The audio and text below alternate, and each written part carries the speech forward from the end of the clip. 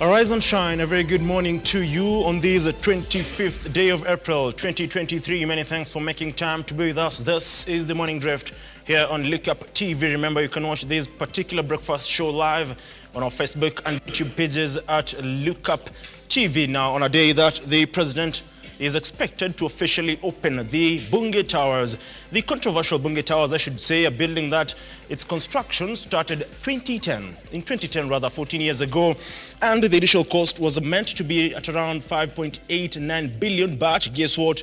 The final cost of that particular building stands at 9.6 billion. Now that comes in the wake of 3 parliamentary service officers allegedly being sent home for leaking information to the press regarding the, of course, state of that particular building, a building that has, caused uproar among not only members of the public, but as well members of parliament. We'll be looking into that, and of course, if that function will officially begin, when we'll be still on air, we'll be bringing you live pictures from the Bunge Towers right opposite to the National Assembly. Now, this particular morning, of course, rescue operations will be, embarked on, as several people are still missing in various parts of the capital following the heavy rainfall that was witnessed on Tuesday night. According to statistics, up to now, 49 people have lost their lives across the country to the torrential rains, and of course, 10 from Mathare slums, with at least 5 people still missing. Again, according to statistics, 188 people have been rescued, and at least 60,000 families have been affected by the torrential rains right here in the capital, Nairobi. We'll be looking at that in a big conversation this particular morning, and just what has the government done? Has the government failed its citizens in trying to ensure that they are safe despite the warnings from the Met Department from months ago? But still, we find ourselves in a very tight position in regards to the safety of Kenyans, and that is the most important thing. Now, that will be, of course, forming basis of our conversation this particular morning. But right now, I just want us to take a brief breather, and then we'll be back with what's making headlines in the local dailies.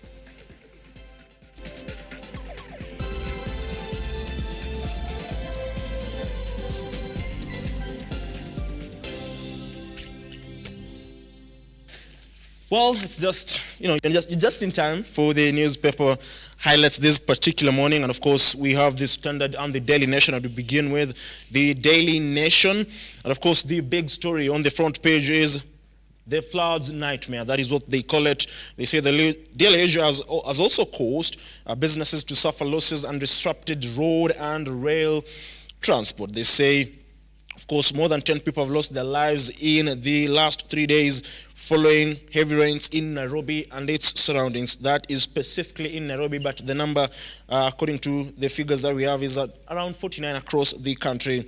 Now, they say raging waters have swept away bridges and destroyed people's homes and property while marooning entire estates. That, of course, was followed by President William RUTO directing formation of a multi-agency team as azimio coalition, and of course its chief, Raila Odinga, calling, for the government to declare the flooding issue a national disaster.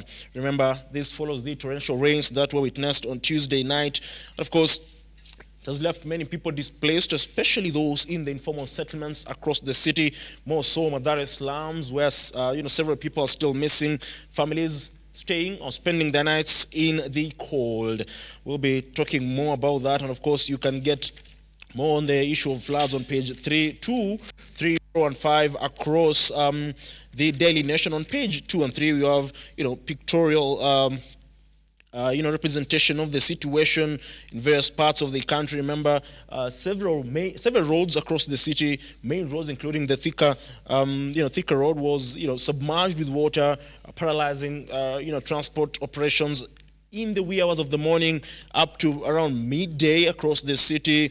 The situation was worse. You have, including photos of people, trying to salvage some of their belongings, people trying to, move around their estates or homes using boats. And you can just, have a look at that particular story on page 2, 3, and of course 4 and 5. They say death and destruction as floods ravage the county. Now, remember, in the wake of those particular floods, Azimio chief Raila Odinga donated 1 million shillings, and of course raised by Azimio MPs to help the displaced families in the city slums, that is the informal settlements. Now, another story on the front page is the issue surrounding the, of course, questioning of Ukur Yatani, the former CS for finance, or rather treasury, over the loss of around 8.2 billion shillings. And they say former finance CS Ukur Yatani and Marsabit Governor Mohamud Ali, of course, spent 6 hours yesterday at the Ethics and Anti-Corruption Commission offices in Nairobi and Isiolo counties respectively over alleged embezzlement of 8.2 billion. That is a story on page 6 of this particular newspaper.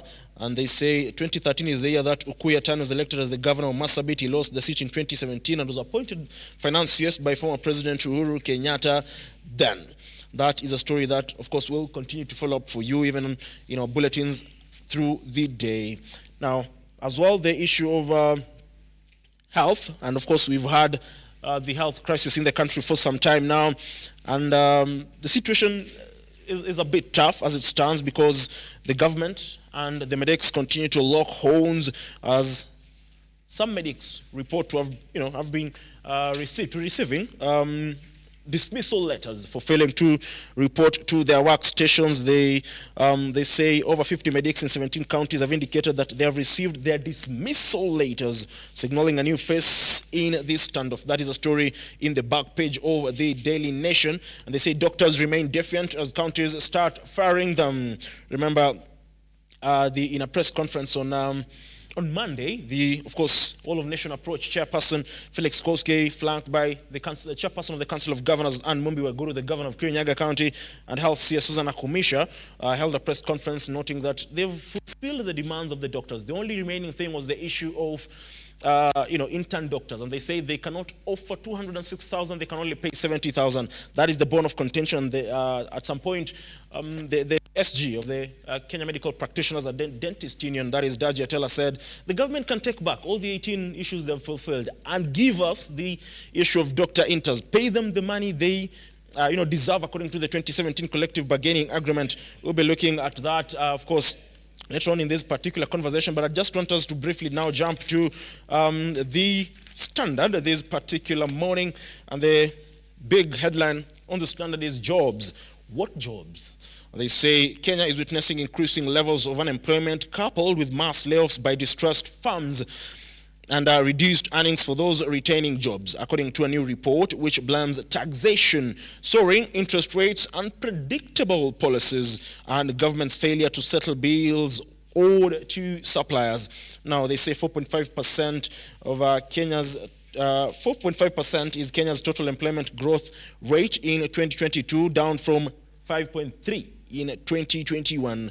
The 3.7%, that is the percentage of formal sector employment growth rate in 2022, down from a high of 5.9% the previous year. 35% is the percentage of unemployed Kenyans, according to the government data. Now, as well, is the issue of floods that continue to cause havoc across the country. That story, you can get it on the Standard as well this particular morning.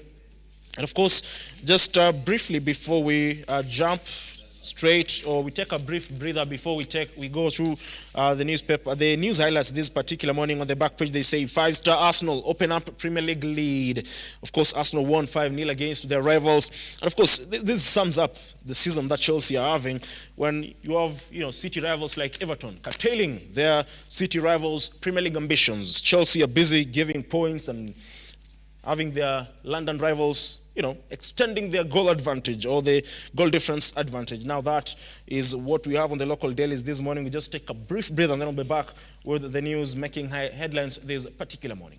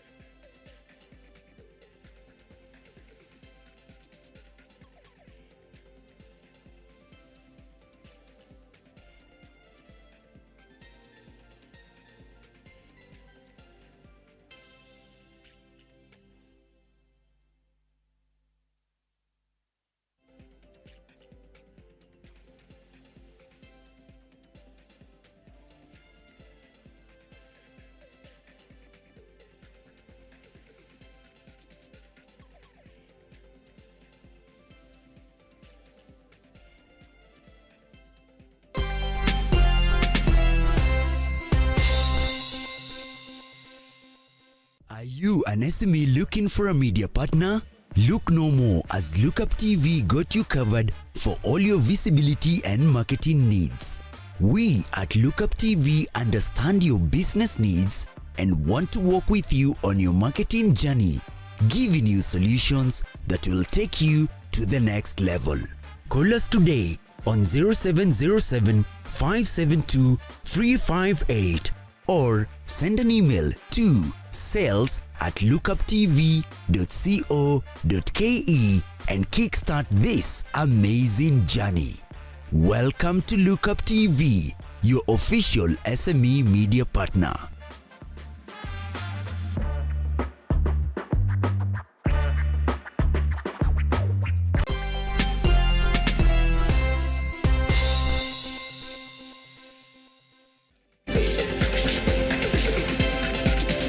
Good morning, sir. Morning. How are you? Salama. Long time, man. Long time. How are you? Niko salama. Happy to see you. Happy to see you too. Pleasure having you. That's strong, man. Thank you.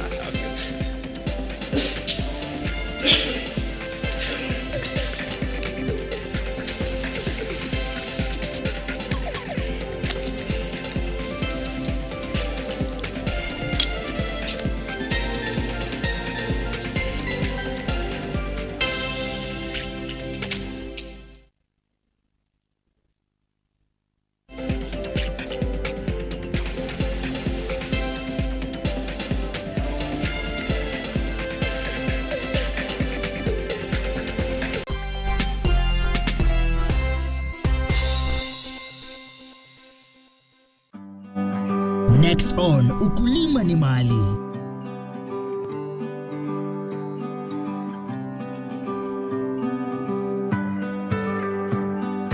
Tuko kwenye zizi la ng'ombe. They call it the cow shed. Ufugaji wa ng'ombe ina manufaa mingi sana. Lazima awe na chakula ya kutosha. Lazima uangalie akiwa mgonjwa tu hivi kidogo ndio hao wengine wasipate ugonjwa, you have to prevent it. 10, 12, 8 liters anakupatia per day. Per day. Nakwambia ukulima ni mali.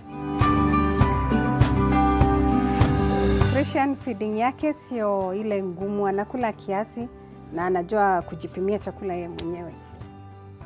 Kuna pneumonia ya ng'ombe na Fresian hawashikangwi sana na hiyo pneumonia. Unajua nimeshangaa kutembea huku nakuta ati ng'ombe wanawekewa CCTV. CCTV Ukulima ni Mali, every Sunday at 4 p.m.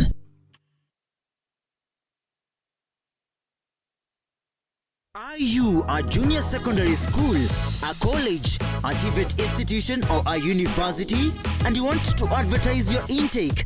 Book now and advertise with us today on both Lookuptv and all our digital platforms. Call us today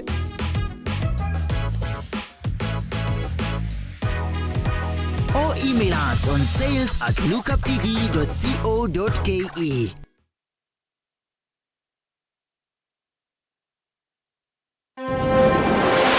Come, let us show you place spot to build your dream home in Baraka Garden, situated just 5.4 kilometers from Blue Post Junction along the Thika Gatura Road. Place finest with secure gated community, Margina Steamer Eco on-site, Usitans na stories za title deeds ziko ready. Plus, flexible payment plans and financing options. Pay 30% and clear the rest in installments. Get in touch, twende site visit. For more information, contact 0794 333 222 or 0722 668 700 or visit our website www.mahasibuhousing.co.ke. Experience the beauty of Baraka Gardens today.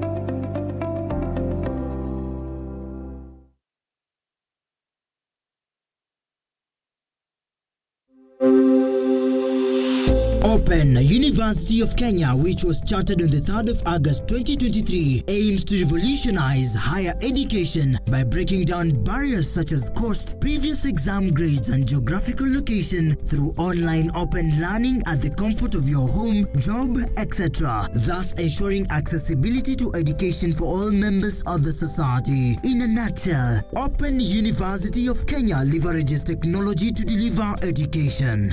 Open University has has brought a new dawn in the Kenya education system, where learners are able to access education in a flexible, affordable, and all-inclusive. Intakes ongoing for May and September. For more information, call us on 0202 000211 or 0202 000212 or email us at info@ouk.ac.ke. Open University of Kenya, an innovative university for inclusive prosperity.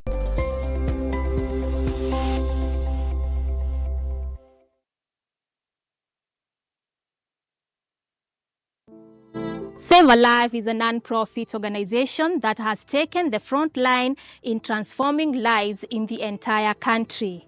So far, we have transformed life of over 100,000 people through our programs, which include medical support, youth empowerment, street family program, feeding program, and climate change. Join us today as we transform lives. As we always say, service to humanity is service to God. Save a life, transforming lives.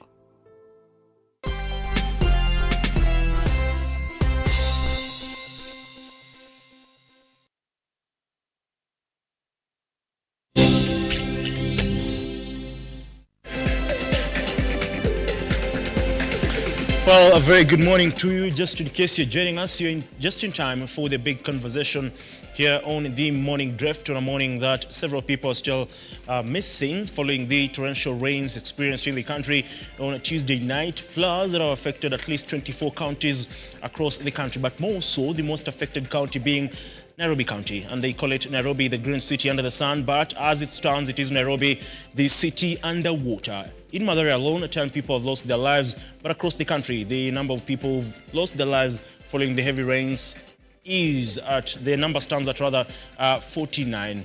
Now, 188 people have been rescued so far, with tens of others remaining missing, especially in the informal settlements. Now, what does that mean? What does it mean in regards to our preparedness as a country? Now, this particular morning, I'm joined by Mr. Douglas Shuka. Very good morning to you, sir. Good morning. Thank you. Okay, of course, a pleasure having you around. Yeah, thank you yet so again. much. Thank you. It's been a minute, but, glad you're here this morning. Yes, a pleasure too for inviting me on this show. Always welcome. Thank you. And of course, Mr. Evans Masiezo, a very good morning to you, sir. To you, sir. Thank you for having me. Always a pleasure. Yeah, true. Now, let's just begin with the issue of floods across the country before we focus with the city, to be specific. And Mr. Shuka, to start with you, where does this situation leave us as a country, especially the government, in terms of preparedness to tackle such disasters? Thank you so much. First of all, allow me to take this opportunity and express my condolences to those people who have lost their lives and also those who have also lost property and they have been displaced. It is quite unfortunate that this is happening, but Mother Nature is very, very unforgiving. If you don't respect Mother Nature, if you don't prepare, and I think the weatherman gave us a warning, a forecast of what is going to happen. And to this extent, I think I have seen the rain has not taken so long, but the effects of the rain is proving to be very devastating. And this informs us that sometimes we ignore the loss and then we face the consequences. For example, those people who have built along riverbanks, along the riparian way, you cannot control water. You can only control water to an extent, but not to the extent, but not to a very big extent, because it will end up controlling you. And that's why you see, for example, those people who are built in where they're not supposed to be built, for example, in Nairobi, you have built up a building where you're not supposed to build. And that's the way of the water. It will pass with you when it comes. So I think this is a wake-up call for the county government, for the disaster management committee and whatever body that is involved in trying to measure the capacity of its preparedness. Because you can imagine for the few days that the rain has poured, the effects have been very, very devastating. Well, Mr. Masi, coming to you. Yes. Like Mr. Shuk has said, the Met Department warned of heavy rainfall, and we had a very long time to prepare. But the situation as it is at the moment and how we are tackling it doesn't look like the government was ready. Has the government failed its citizens? Well, morning viewers. One, I'll begin again by expressing my sympathies to the many Kenyans who've been affected badly with these raging floods. Yeah, those ones who lost lives, property has been swept away, livelihoods have been completely destroyed. It's a sad situation. However, one interesting thing we ought to be cognizant about is where did this mess get us? We are paying a price for something that we've been failing to do now and again. The problem you're seeing right now, the floods are not just coming because these rains have been with us. Actually, somebody was saying now, could be the rains have very much increased these days. No, the rains have been with us. It is only that our human activities, especially in an urban setting like Nairobi, have come in, it's like whatever we are trying to do in a city like Nairobi, putting up structures, houses, and all other things, actually, they tend to ignore that kind of an arrangement, the natural arrangement. And when nature fights for its own space, it becomes devastating, as we've been trying to see. We got a lot to be done in terms of how do we design our towns, the physical planning of our cities, and Nairobi being an example. It is interesting. Like my friend has just put it, why do we get an approval for a structure to sit on a riparian land, to sit on top of a river stream? You realize in Nairobi, there are several streams. Nairobi is very interesting. We have streams running through the city. And much of those streams, you realize, along those streams, either people are settled next to the banks, or even they're settling on top of the banks. And that is where the rains begins to beat us. Until we'll fix that kind of a mess within our physical housing and design of our town, in terms of the structures, the houses, the settlements, there's a big issue. We will tend to say we would want to come up with the medication responses, but until we fix the mess that has been eating us for all these years, we get it right in how we plan our towns, get it right on how we can make approvals, we get it right on how we can have the people settle, we'll still have problems. Now, you talk about, structures being brought up. But coming back to you, Mr. Shuka, let's just talk a little bit about the capital city, Nairobi. The governor, sometime late last month, talked about, wanting, rather advocating for structures, regardless of how, tall those buildings are, being constructed, because it talks about Nairobi can never expand in terms of its size, but the population keeps on growing. But questions are being asked whether in the construction of these, apartments and whatever, the issue of proper planning, proper drainage systems are being overlooked. Thank you so much, Mr. Keitani. I think as we factor in how Nairobi can accommodate its population, but we cannot overlook the impact the drainage system will have if we ignore. If we happen to increase the buildings because we want to cater for the population, we must factor in how we are going to cooperate and make sure that the drainage system is up to date. Because if you don't factor in the drainage system and make it properly, that's when you find that in a span of 1 week, when it rains, the water will have to find its own way. And that's why you find that roads are blocked, the roads are overflowing. You see, the drainage system has blocked, the sewerage system is out. So I think as much as I will say yes, maybe the governor has a plan, because now we have to accommodate the population. Nairobi is growing. Nairobi is a city. Nairobi is a business hub. Everybody has got interest nationally and internationally, and we need to if it means going up, then let's go up. But let us also factor in how are we going to tackle the issue of the drainage system and the sewerage system. So the planners must be able to factor in the accommodation of the population vis-a-vis the servicing of the drainage system and the sewerage system. Otherwise, if we are going to work on building the skyscrapers going up, increasing the population without factoring in the population, then our course is cooked. We are not going to avoid having disasters like the ones we are having now.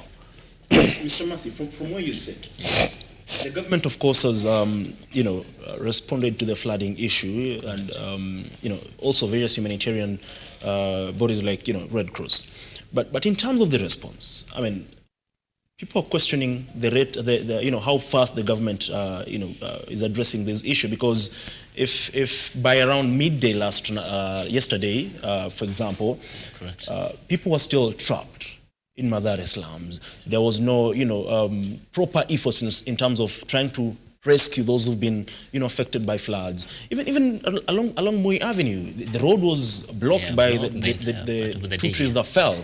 But the response has not been, really up to standard.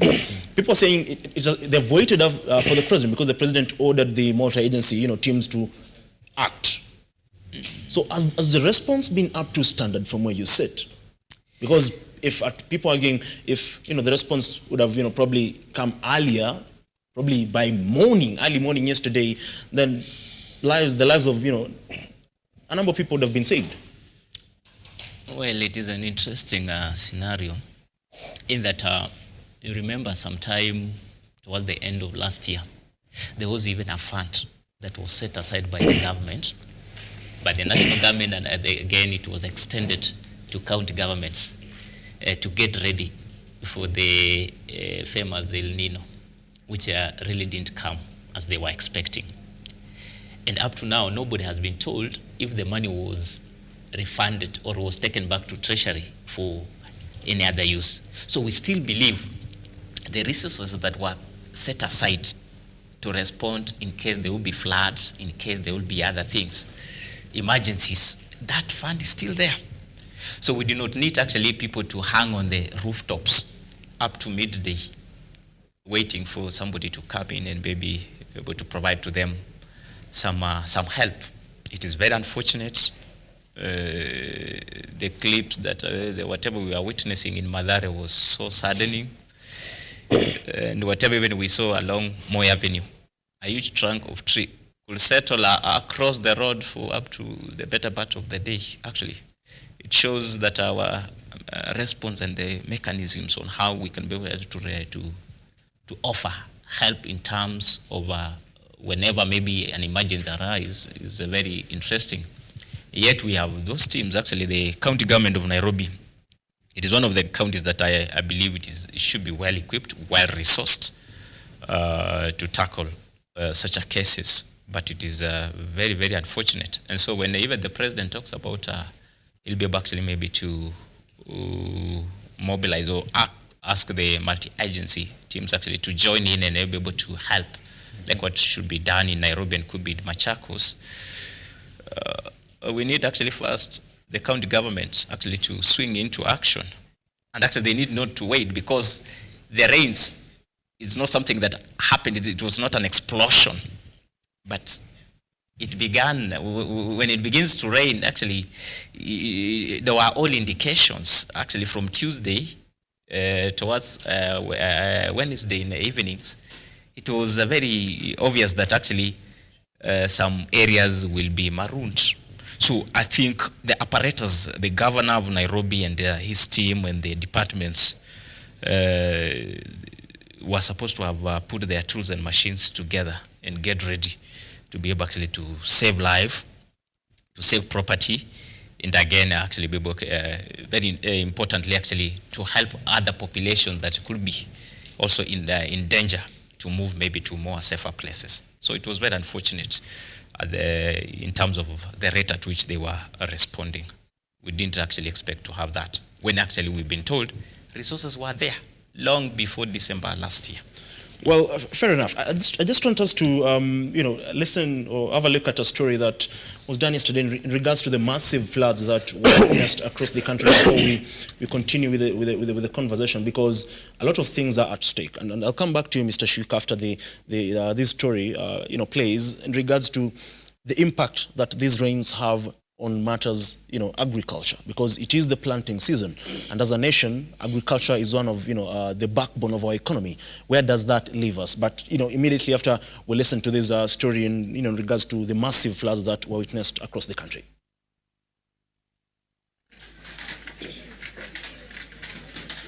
Over the past few days, Nairobi County has been at the mercy of relentless heavy rains that are wreaking havoc and paralyzing transport at several sections of the city, including the central business district. Madari informal settlement has been severely impacted by flooding. 6 individuals have been reported missing after being swept away by floods and several households displaced.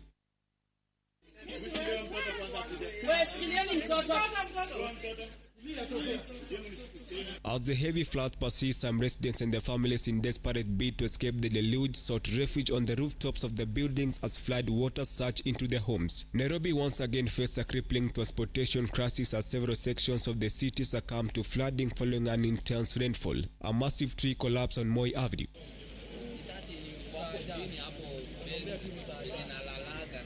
In response to the crisis, City Governor Johnson Sakaja stated that the county has rolled out a large-scale coordinated response operation in a bid to avert humanitarian crisis. On the brink of a humanitarian crisis in the city, we have a large-scale coordinated response, together also with our partners, Red Cross, and we urge the people of Nairobi to cooperate with authorities.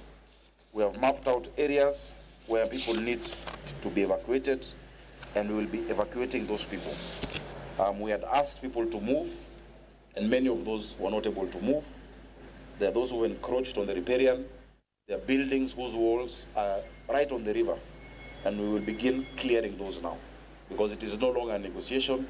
Those areas need to have been opened up. In response to the crisis, City Governor Johnson Sakaja stated that the county has rolled out a large-scale coordinated response operation in a bid to avert humanitarian crisis. All inhabitants along riverbeds and high areas will be required to relocate to high grounds or shelters provided by the county. An estimated 60,000 people, mostly women and children, in Nairobi have been severely affected following the devastating flash floods which have hit the city. Our rivers have burst their banks. That is Ngong River, Nairobi River, Madare River. We also have cases in Mau Mau. But all the rivers in the city, all of the 8, have actually burst their banks because of the torrential rains. Sakaja advised city residents to use the hotline number 1508 to access the county government emergency services. George Kayesi, Lookuptv. We're asking the people of Nairobi to call the emergency line as soon as they have something to report, 1508. That is the number that we are issuing out. That is the number that is being used. Please call. I know there are many calls, so be patient, but your matter will be logged in, looked into, and even your call returned in case you don't get through the first time. And it's a toll-free number. George Kayesi, Lookuptv. Well, that was Nairobi Governor Arthur Johnson Sakaja, flanked with various members of Parliament, including Ruaraka's TJ Kajwang, Kibra's Peter Herrera, and of course Madhare's Anthony Olwatch. Now, this particular morning, joining us is Winfred Asiko. Very good morning to you. Good morning. Thank you so much. Pleasure having you around. Thank you. Before I come back to you, I was to talk to you, Mr. Shuka, in regards to matters agriculture. I know the story that we just played was, surrounding Nairobi and its environs. But before we talk about the capital city, 24 counties have been marooned by floods across the country. Now, like I alluded to, where does this leave us in terms of, matters agriculture? Because it is the planting season. Thanks so much. As much as we look to the negative effects of the rain, but we should not forget that the larger Kenya, like for example, the Rift Valley and the Western, is the agricultural basket of this country. So I'll call upon the people from Western Province and Rift Valley, those farmers, to take advantage of this rain and engage the farms.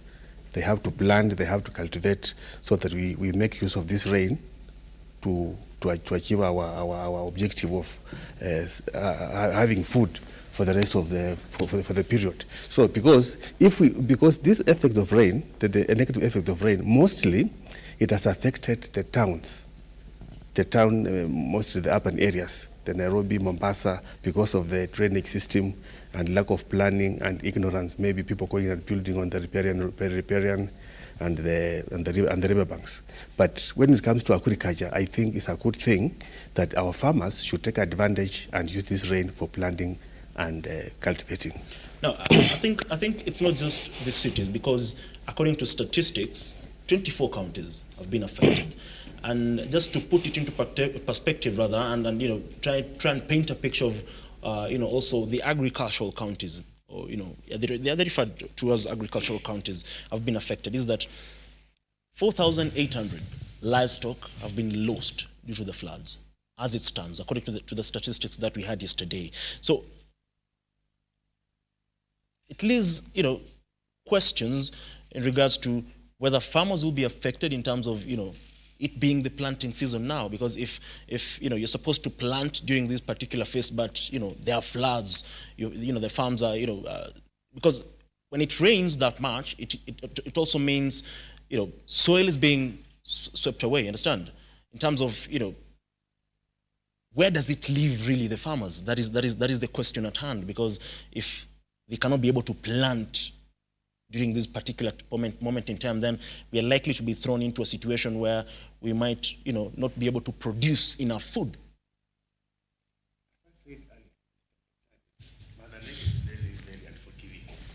And for the last 1 week, the scale is not up to a level that I can say it attracts a national response.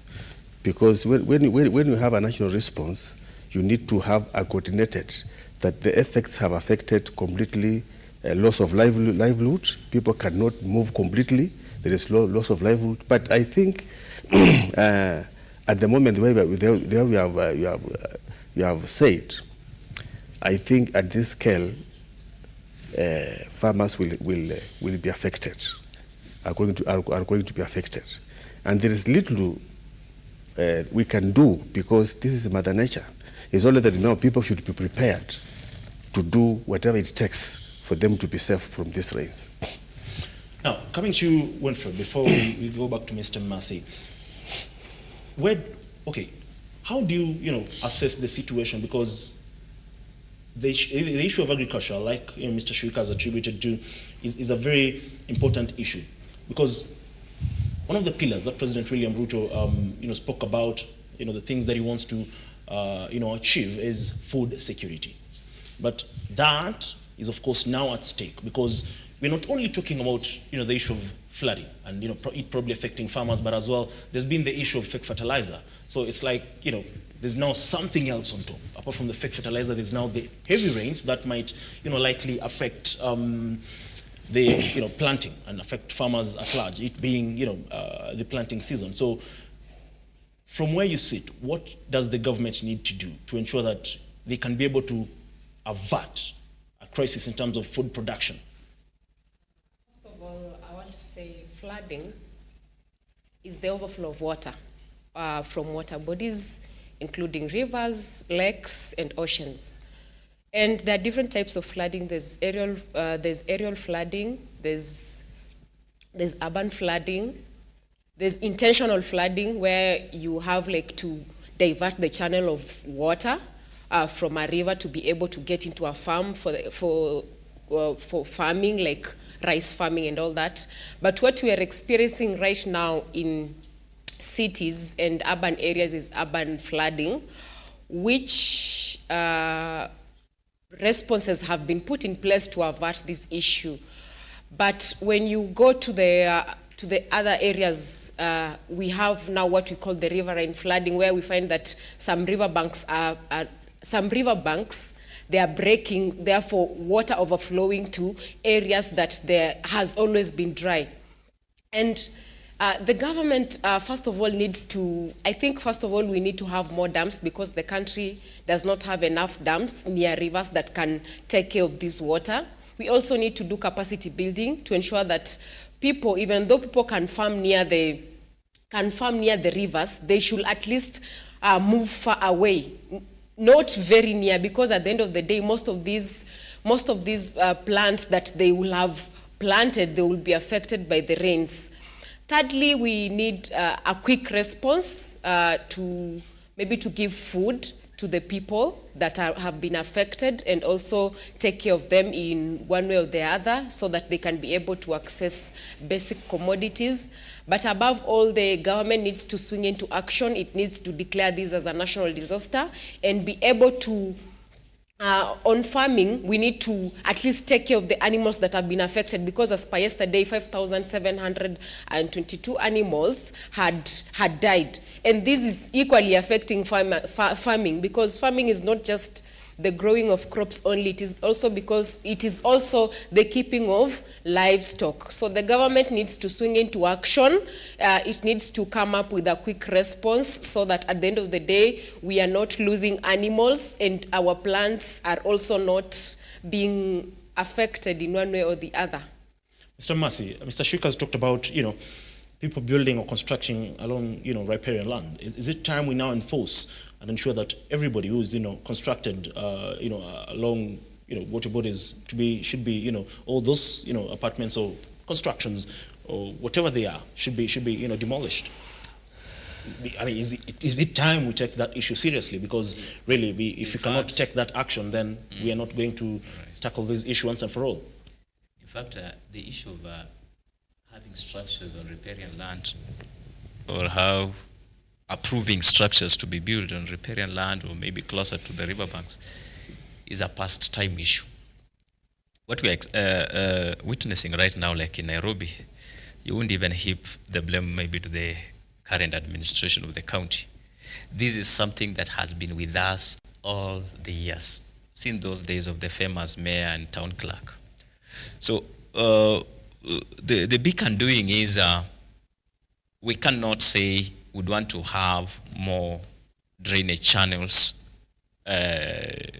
do garbage collection that at times clutches the tunnels or the drainage tunnels, when at the same time, if you got the Department of Physical Planning and Housing or the National Construction Authority within the city, it is still approving structures to be put on riparian land, or maybe sit even on the rivers themselves. I'll give you an example. If you go, there's a place in Westland, there's a river that runs from behind the Kabete barracks or somewhere behind Nairobi School, and it runs through Westlands next to a place closer to the Westgate Mall. Next to Westgate Mall, there used to be a mall called UK, Nakumatt UK. Sometime back in 2015, 2016, that building was brought down simply because it was sitting on a riparian land. But interestingly, I've taken some time and walked along that river. It's a stream. You will definitely not see that stream until you will again see it reappearing next to Limuru Road as it joins City Park into that end towards the Muthaika and the Karura.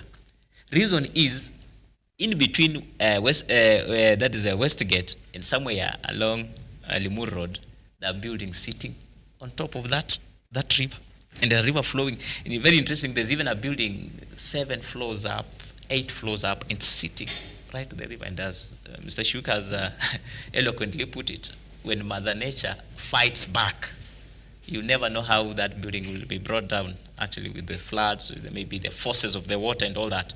So what we need to do is, I do not want to blame the current administration, but I would say with their leadership, they can do something and fix the mess that has been with these departments of planning, housing, National Construction Authority.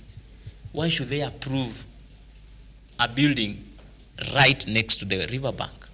That is already, we're just sleepwalking into risks.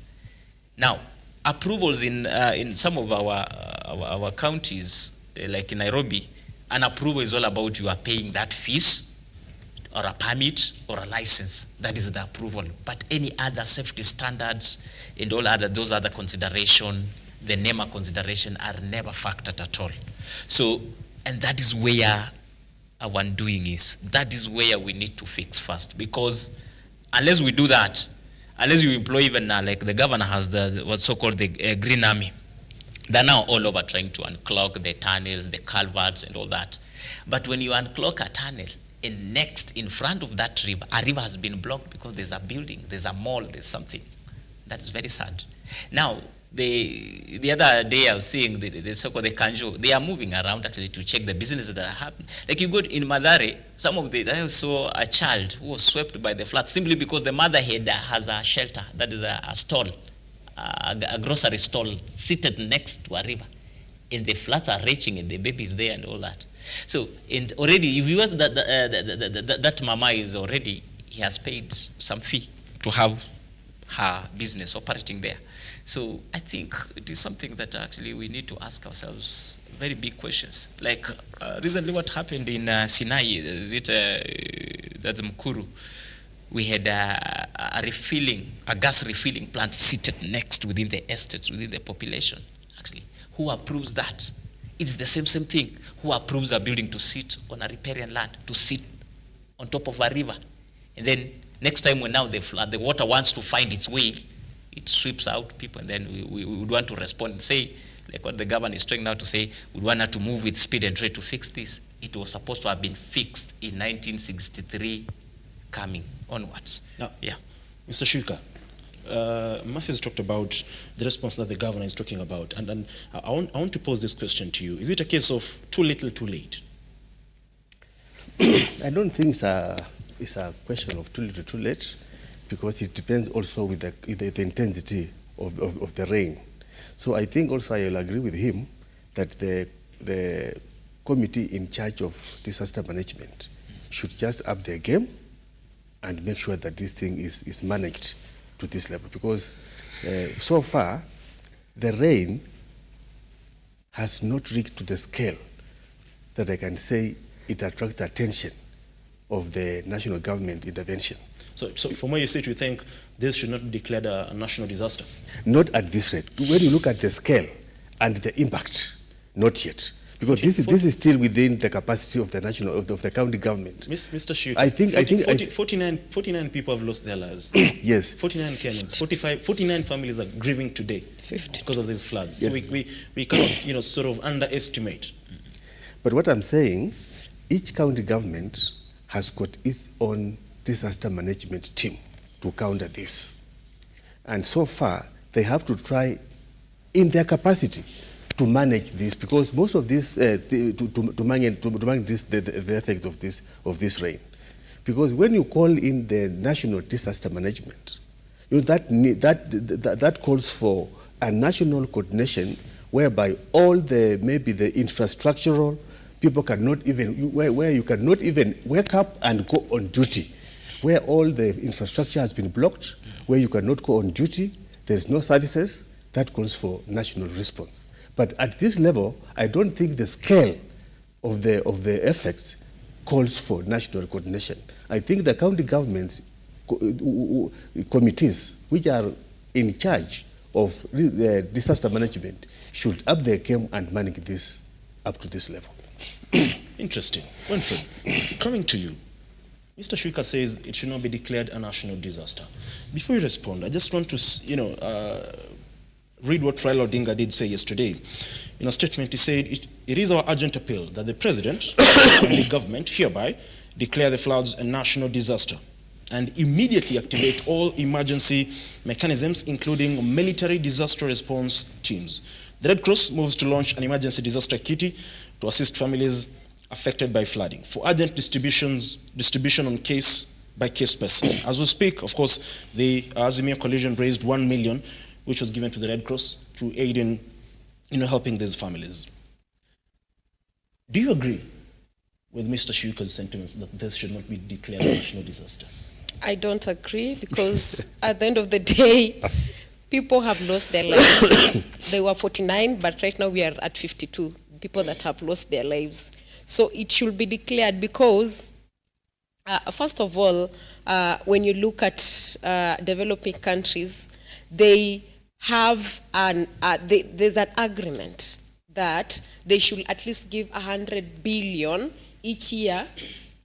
Those developed countries, they have an agreement that they should at least give 100 billion per year to developing countries to curb the climate change.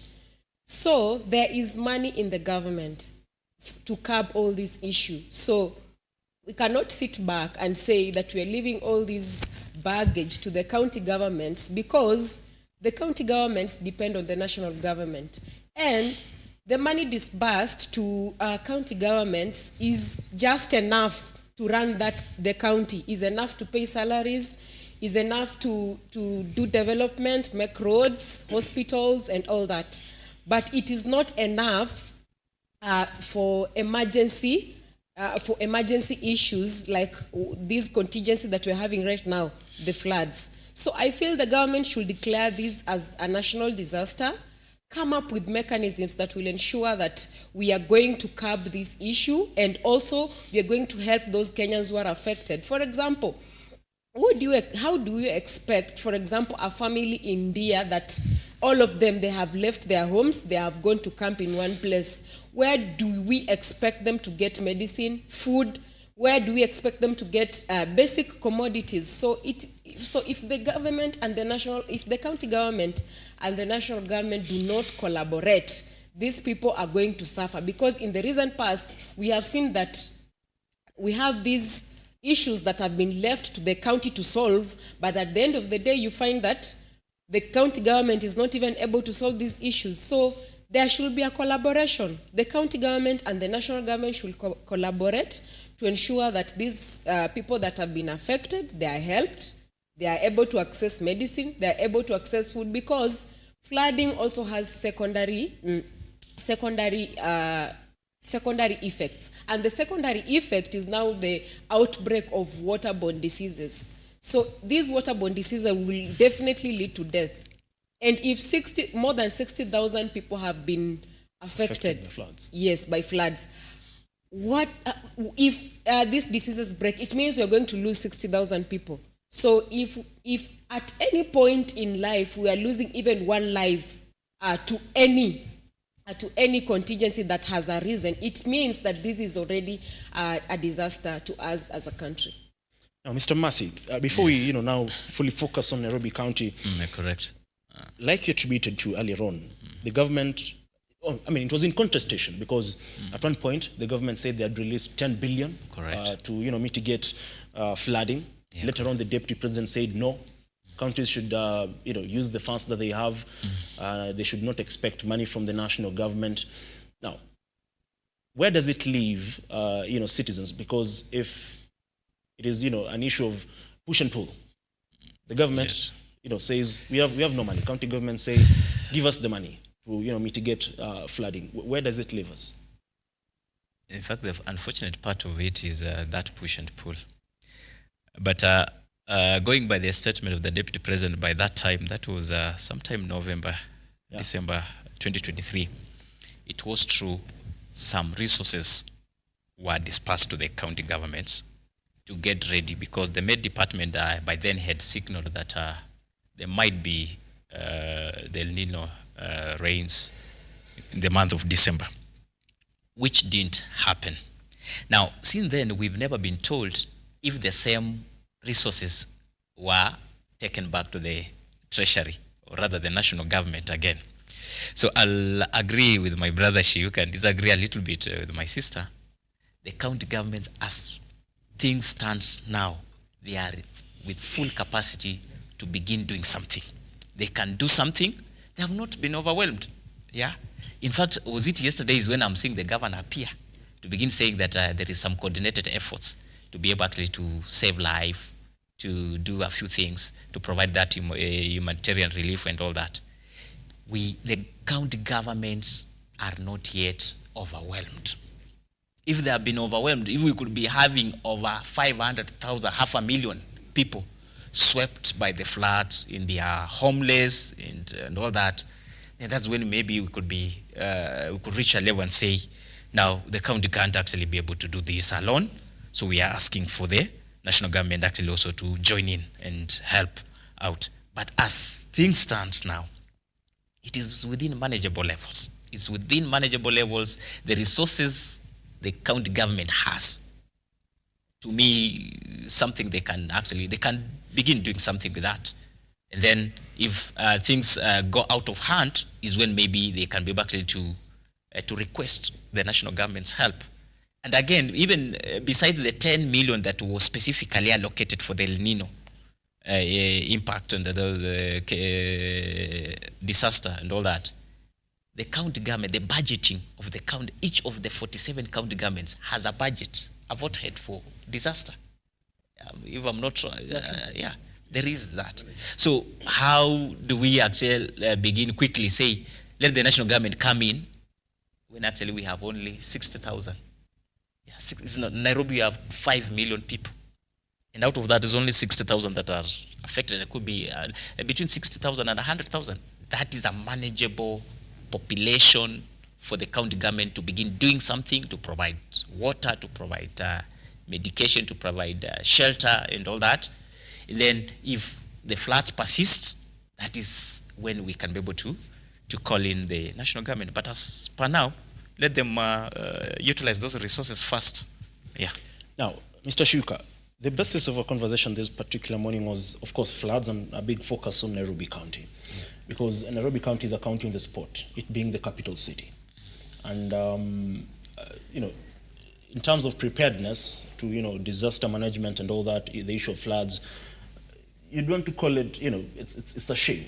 I mean, Nairobi is considered, probably the capital city of the Eastern African region, because it's actually, it was voted the best tourism destination across the globe. But now, there's been concerns regarding the management of, the county from the governor.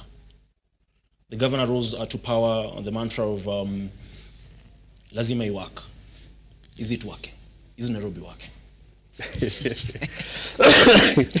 Mr. Kaitani, let me tell you, this is a capital city of Kenya. This is a capital city of Kenya. And you should not forget that the governor is a politician. And we have got people who are after his position as the governor.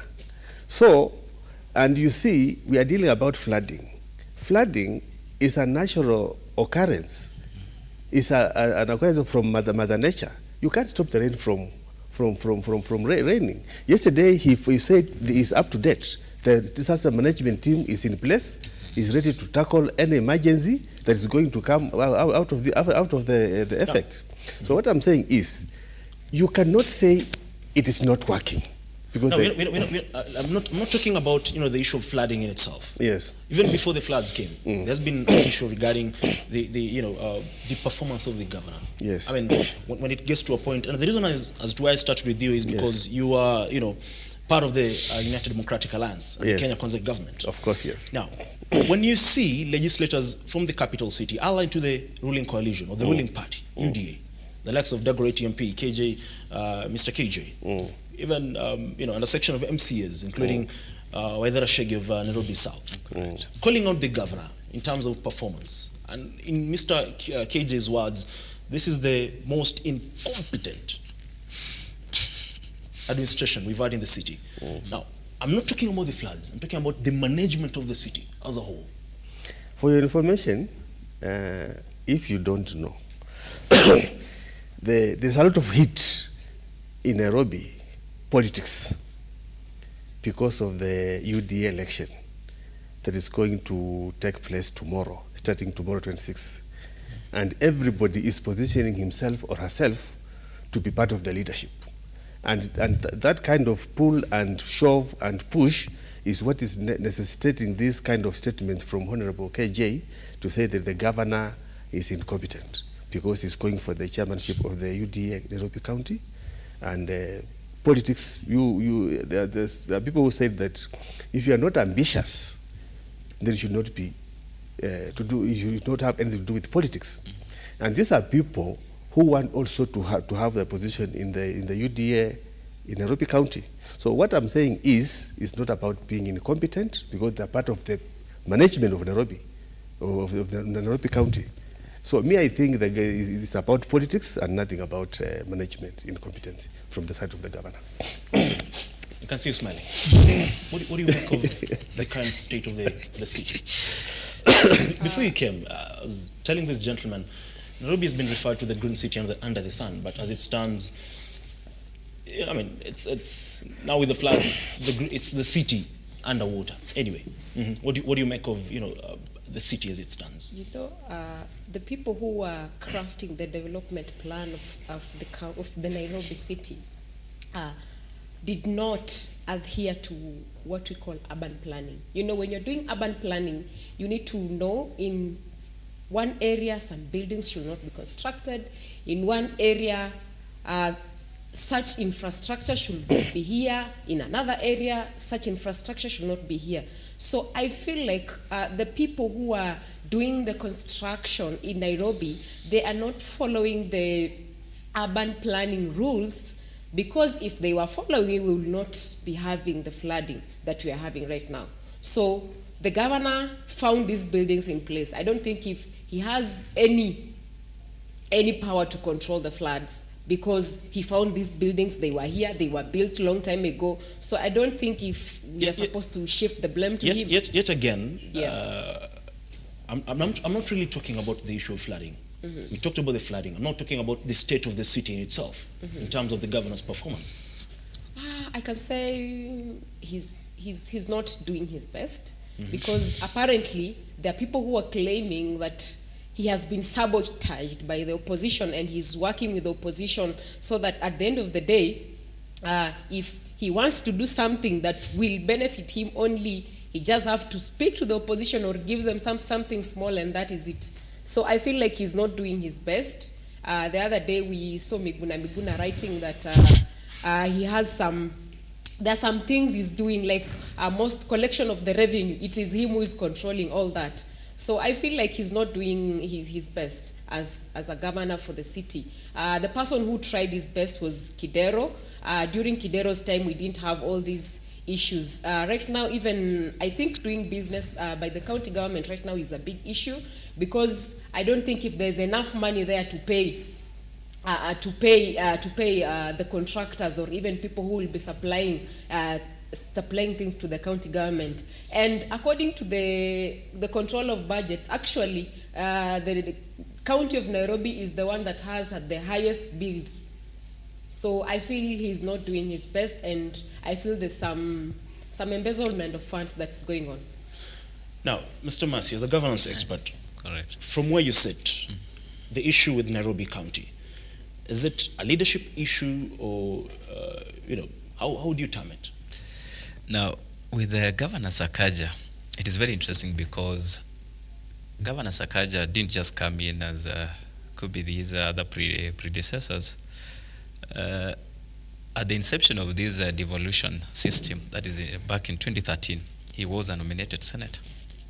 And come 2017, he became a senator of Nairobi. So by 2022, when he went back to the people of Nairobi and asked them actually that they be given the opportunity to lead, I think he was in the best. Yeah, he was one of the people, to me, who had good understanding of what Nairobi needed. You even realize during the tenure of Governor Sonko, Governor Sakaja had a lot of problems with Sonko, simply because to him, Sonko wasn't delivering to the Nairobi people. That's why they had even they were even having almost physical confrontation whenever the governor was summoned to appear before the Senate committee, maybe to respond to a few queries in terms of how Nairobians should be served. So what is happening is when the governor said Nairobi lazima iwork, the question would be, is it really working to the 5 million Nairobians? I think that is the question. And then when you look at how he got in, actually, he got in in the middle of a lot of controversy. Yeah, even some of the people who supported him at the end of the day weren't his supporters in the first place. And so in that kind of state, he got in when actually was like a marked person. Yeah. In Nairobi, you look at the nature of Nairobi, how the structure and all that, we got a group of people, a cabal of people who actually play or manipulate strings from behind, actually, and they wield a lot of influence on the affairs of the city, whom the governor, to me, may not really be in a position actually maybe to prevail upon such a group of persons. And that's why you'll even find this issue of structures, consultant services, tenders, and all those other things. Actually, procurement is one of the big issue. Actually, I think the governor is having a lot of problems. And that's why one will even point, that's why there's a lot of laxity in terms of how he's delivering to the people of Nairobi. And so somebody will say, this lazima iwork was just a catchphrase. It wasn't a policy at all. Yeah. Now, fair enough. Mr. Shiuka, the Nairobi County government receives around 20 billion in terms of shareable revenue from the national government. The on-source revenue that the Nairobi County government collects is almost hitting the 19 billion mark. Now, that of course forms basis or part of the budget. Nairobi County in the current financial year has a budget of around 43 billion shillings. Now, with all these funds, really, one would ask, where are these funds going? Where are they channeled to? In terms of ensuring that the state of the city and the issues that are affecting the millions of Nairobi residents are addressed. I mean, that's 20 billion from the national government, 19 billion in terms of on-source revenue. That's a lot of money. Thank you so much, Mr. Ketan. First, one of the indicators to show that the government is working is revenue collection. Because if you have got a government that is incapable of hitting the target of the revenue collection, then you are losing it. But Nairobi County gave it to him, to the governor, that he has set systems whereby the set targets of revenue collection, he has achieved them. In fact, surpassed them. Number two, every government, whether there is a county government or national government, works on the implementation of its manifesto. So, lazima iwork, Nairobi, I think it will be very unfair if at this particular moment, factoring in the period the governor has been in office, to enter judgment and say he has failed. Because a government manifesto runs up to 5 years. And the governor is barely in the office, almost coming to 2 years. So I think for those people who are saying that he is not yet delivered, I think it is unfair. Let's give him time, and then after 5 years, we shall say, Mr. Governor, this is what you promised, this was your manifesto, you did not achieve it, please go home. But at the moment, let's support him as he works on the achievement of his manifesto. So far, so to me, I think he's trying, because Nairobi County is not just a county, but it's the capital city of this republic. There are so many vested interests, business, political, and ABCD. So I think we should give the governor time so that he can implement his manifesto. Now, hitting the mark, or surpassing the mark in terms of revenue collection is one thing. Putting it into projects that can help is another. But we'll talk about that. Winfred, Nairobi County,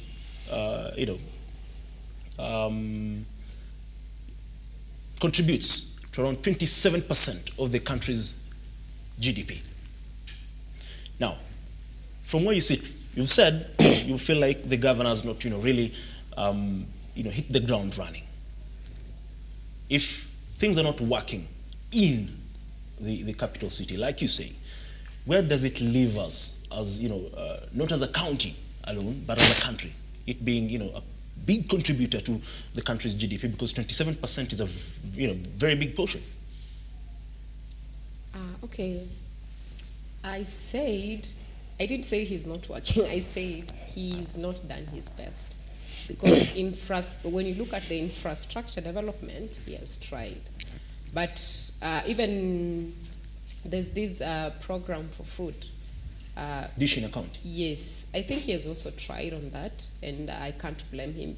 Sometimes give credit where it's due. Yes, sometimes give credit where it's due. So I feel like he has not done his best, because people believe that he's smart. He should put in more effort, because at the end of the day, if Nairobi is contributing to the largest country's GDP, it means if there's no money in Nairobi, there's no money in other counties, and I think that is what is happening right now with the country. There's an economic recession that has affected Nairobi, and it has affected all the other cities. That is why you'll find that there's inflation of goods. There's a big issue in the country, but let him keep trying, because I believe he has been in the city for quite some time. He understands the city. He has grown in the city. So because he has been elected as the governor of Nairobi, I feel he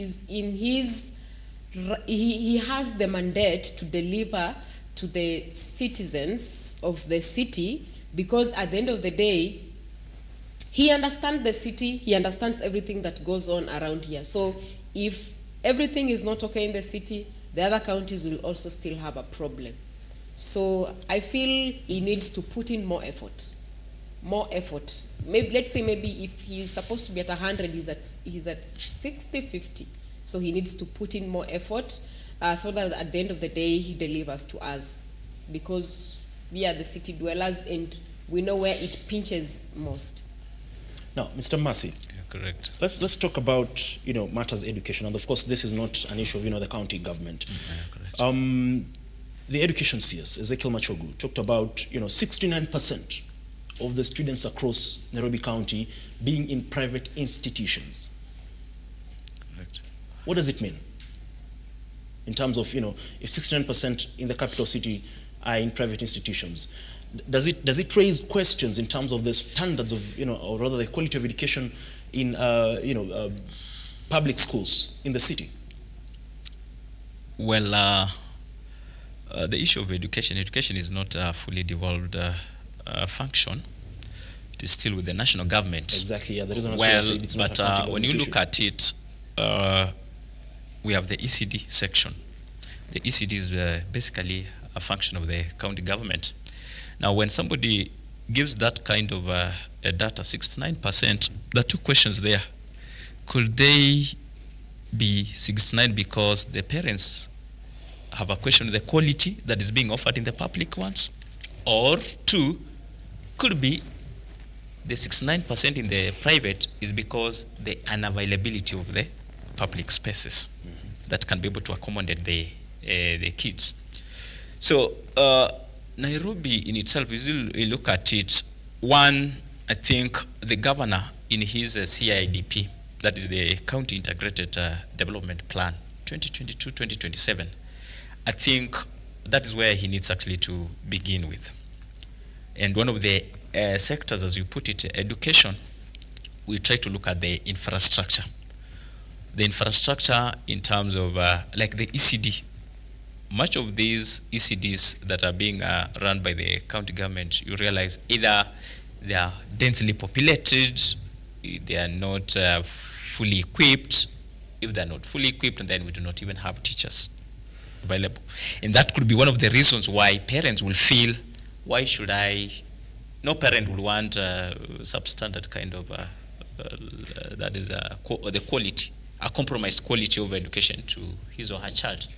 And so I think the county government of Nairobi and the governor himself actually need to go back to his CIDP, because the CIDP of 2022-2027 is purely his.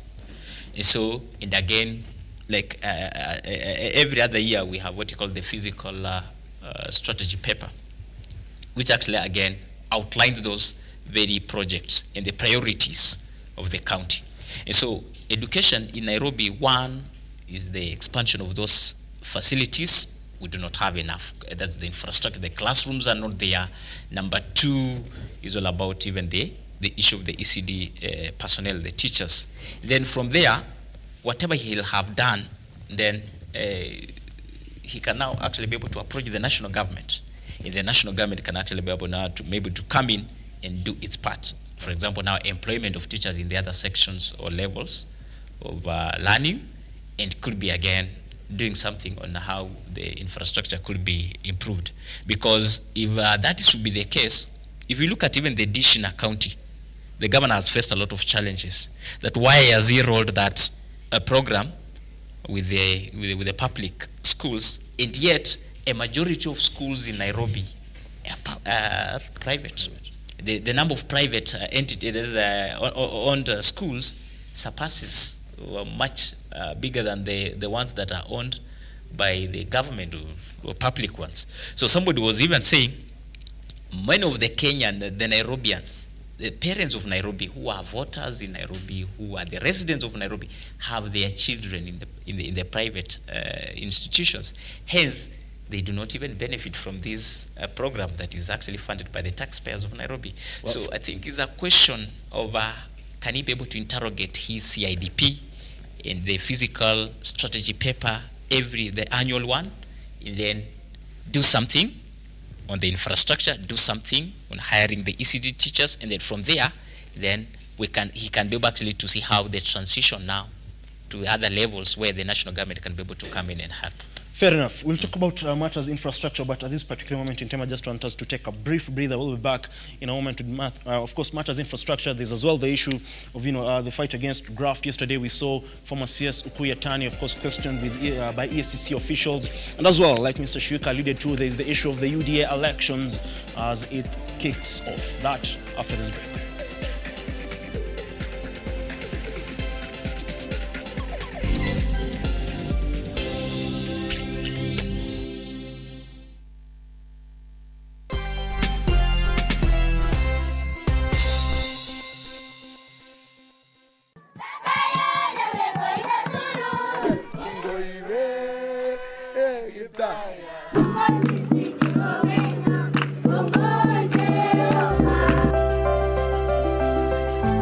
Tuko hapa Kaptara, tunataka kusema asante sana RUTO Foundation kwa mambo mazuri ambayo wameweza kutufanyia leo. Wakaaji wa hapa Kaptara, wakaaji wa hapa Salawa, wakaaji wa hapa Mujukuo, mpaka wakaaji wote ambao wanatoka hapa Baringo County. Naambia RUTO Foundation asante kwa kazi nzuri wanayofanya. Mungu awabariki.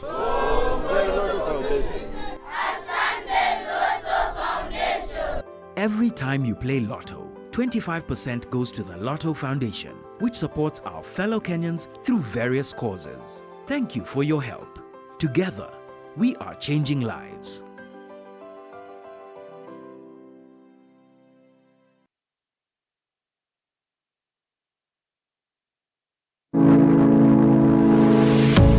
University of Nairobi is a distinguished institution of higher learning dedicated to nurturing your intellectual curiosity and pushing the boundaries of knowledge. From state-of-the-art laboratories to modern libraries equipped with the latest resources, we provide you with the tools you need to succeed. Choose from a wide range of programs designed to prepare you for challenges of tomorrow's world. Whether in STEM, humanities, business, or the arts, our strong industry connections and career service support will help you translate your education into meaningful meaningful career opportunities upon graduation. Join a vibrant community of scholars from around the world, fostering cultural exchange, collaboration, and lifelong friendships. Book your space now for September intakes. Log in to https://www.uonbi.ac.ke for a wide range of courses to choose from. You can also contact +254 020 491 0000 or email us at pr@ounbi.ac.ke.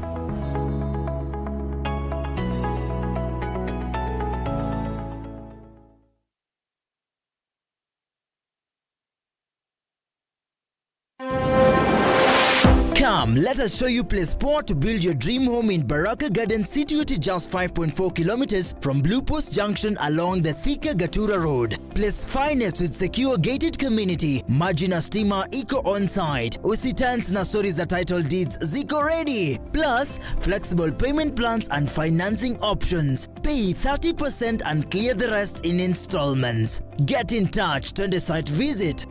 For more information, contact 0794 333 222 or 0722 668 700 or visit our website www.mahasibuhousing.co.ke. Experience the beauty of Baraka Gardens today.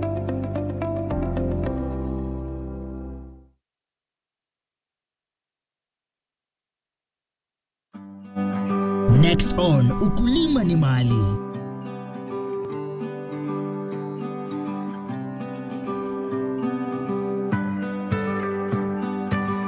Kwenye zizi la ng'ombe. They call it the cow shed. Ufugaji wa ng'ombe ina manufaa mingi sana. Lazima awe na chakula ya kutosha. Lazima uangalie akiwa mgonjwa tu hivi kidogo ndio hao wengine wasipate ugonjwa, you have to prevent it. 10, 12, 8 liters anakupatia per day. Per day. Nakwambia ukulima ni mali. Nutrition feeding yake sio ile ngumu, anakula kiasi na anajua kujipimia chakula yeye mwenyewe. Kuna pneumonia ya ng'ombe na freshen hawashikangwi sana na hiyo pneumonia.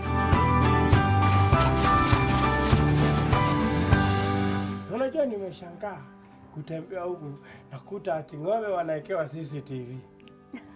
CCTV na Ukulima ni Mali, every Sunday at 4 p.m.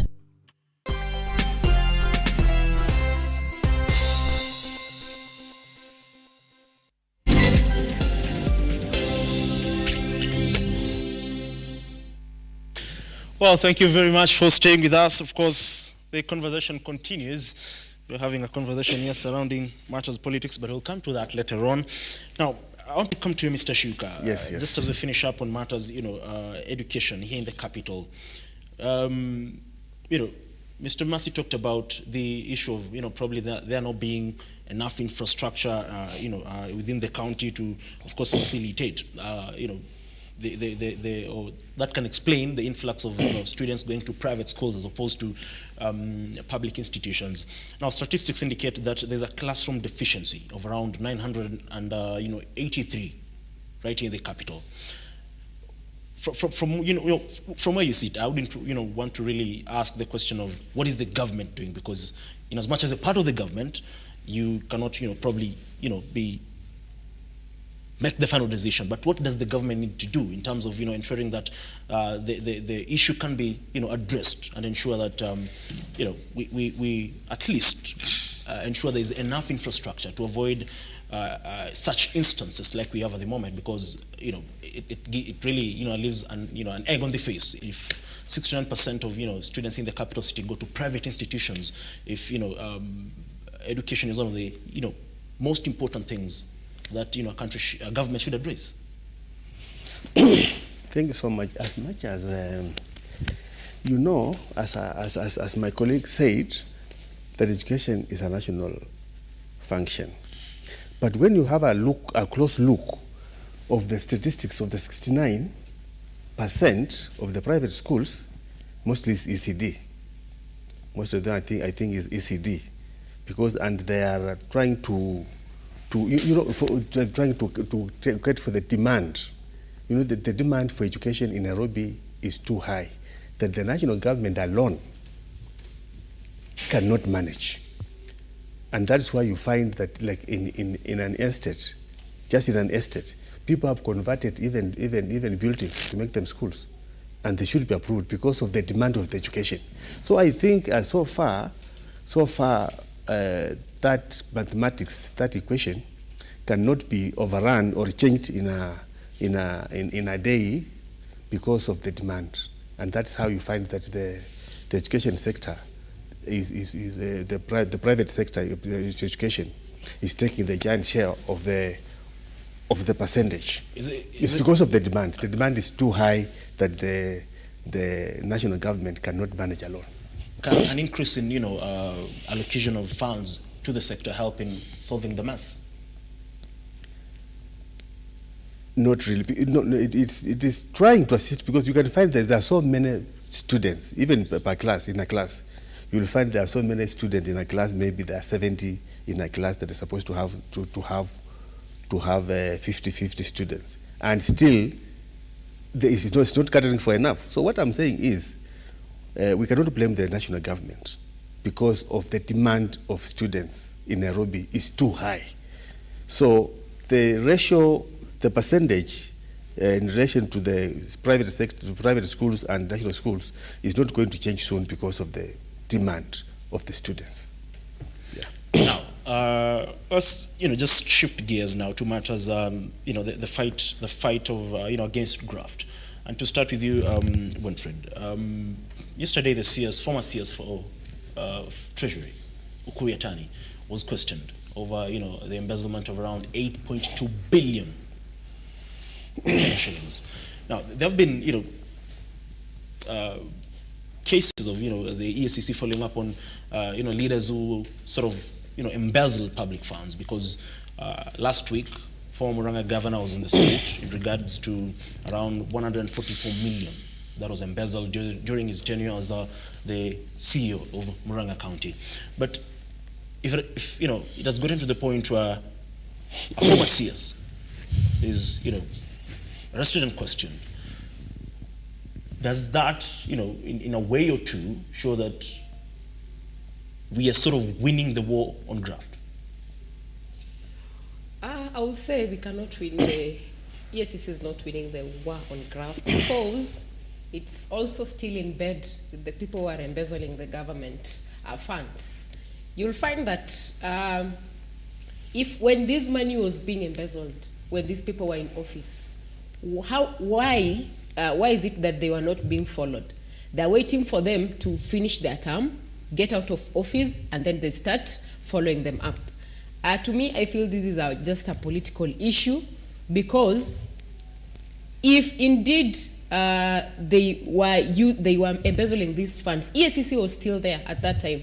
Why did it not go for them? So it is at this point that they are going for them because they are trying to fulfill some political interests for someone whom we don't know, and I cannot mention names because I am not sure, but to me this is just a political game, and I feel like these people, maybe they were not in the side of the government. That is why they are being, or they are not on the side of the government. That is why they are being harassed for embezzling funds. But the real people who are embezzling funds, they are in government. Right now, there are so many, if indeed money was not being embezzled. It was confirmed that Kenya is one of the richest countries in Africa. If indeed it's true, why is it that most Kenyans are crying, they're living hand to mouth? It is because there is embezzlement of funds that is supposed to take care of the needs of Kenyans. But at the end of the day, this money just goes into the pockets of some people. Even there are some state officials who have been using even the NHIF money. Even at this point, there's one state official that embezzled the NHIF money, and people know him. So I feel this is just political witch hunt, nothing serious. And if indeed EACC is serious about handling this graft issue. Let it start with the people who are in government, the people who are embezzling the funds of the common mwananchi. Because we cannot say we are borrowing so much. Where is this? We are borrowing so much from the International Monetary Fund. Where is this money going to? We have borrowed so much compared even to the past regime and that is just 2 years only, and we have borrowed all that money. To me, I feel this is political witch hunt, and if EACC is indeed serious, let it go for these people who are embezzling the government funds right now. Now, before we continue this conversation, let's just listen into that particular story as filed by Stanley Lugaria.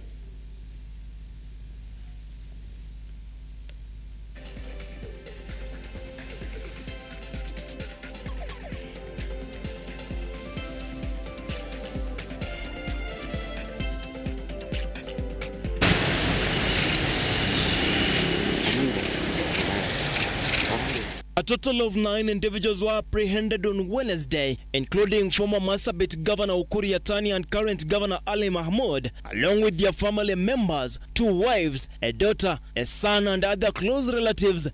They were summoned by Ethics and Anti-Corruption Commission EACC to provide statements in connection with the allegations of embezzling 8.2 and 2.9 billion shillings respectively. 5 suspects were brought to EACC headquarters in Nairobi, while 4 others were taken to EACC offices in Isiolo, including Governor Mahmoud Ali. While others were taken to the commission offices in Isiolo, where they have recorded statements and given a conditional release to return to the commission after 1 week to continue clarifying the issues that are pending before the files are forwarded to the next stage. And Yatani, represented by his legal team led by Governor James Orengo and lawyers Otiende Amolo and Eugene Wamalwa, criticized the manner of his arrest, labeling it as a politically motivated, and maintained Yatani's innocence. There are investigations relating to the county of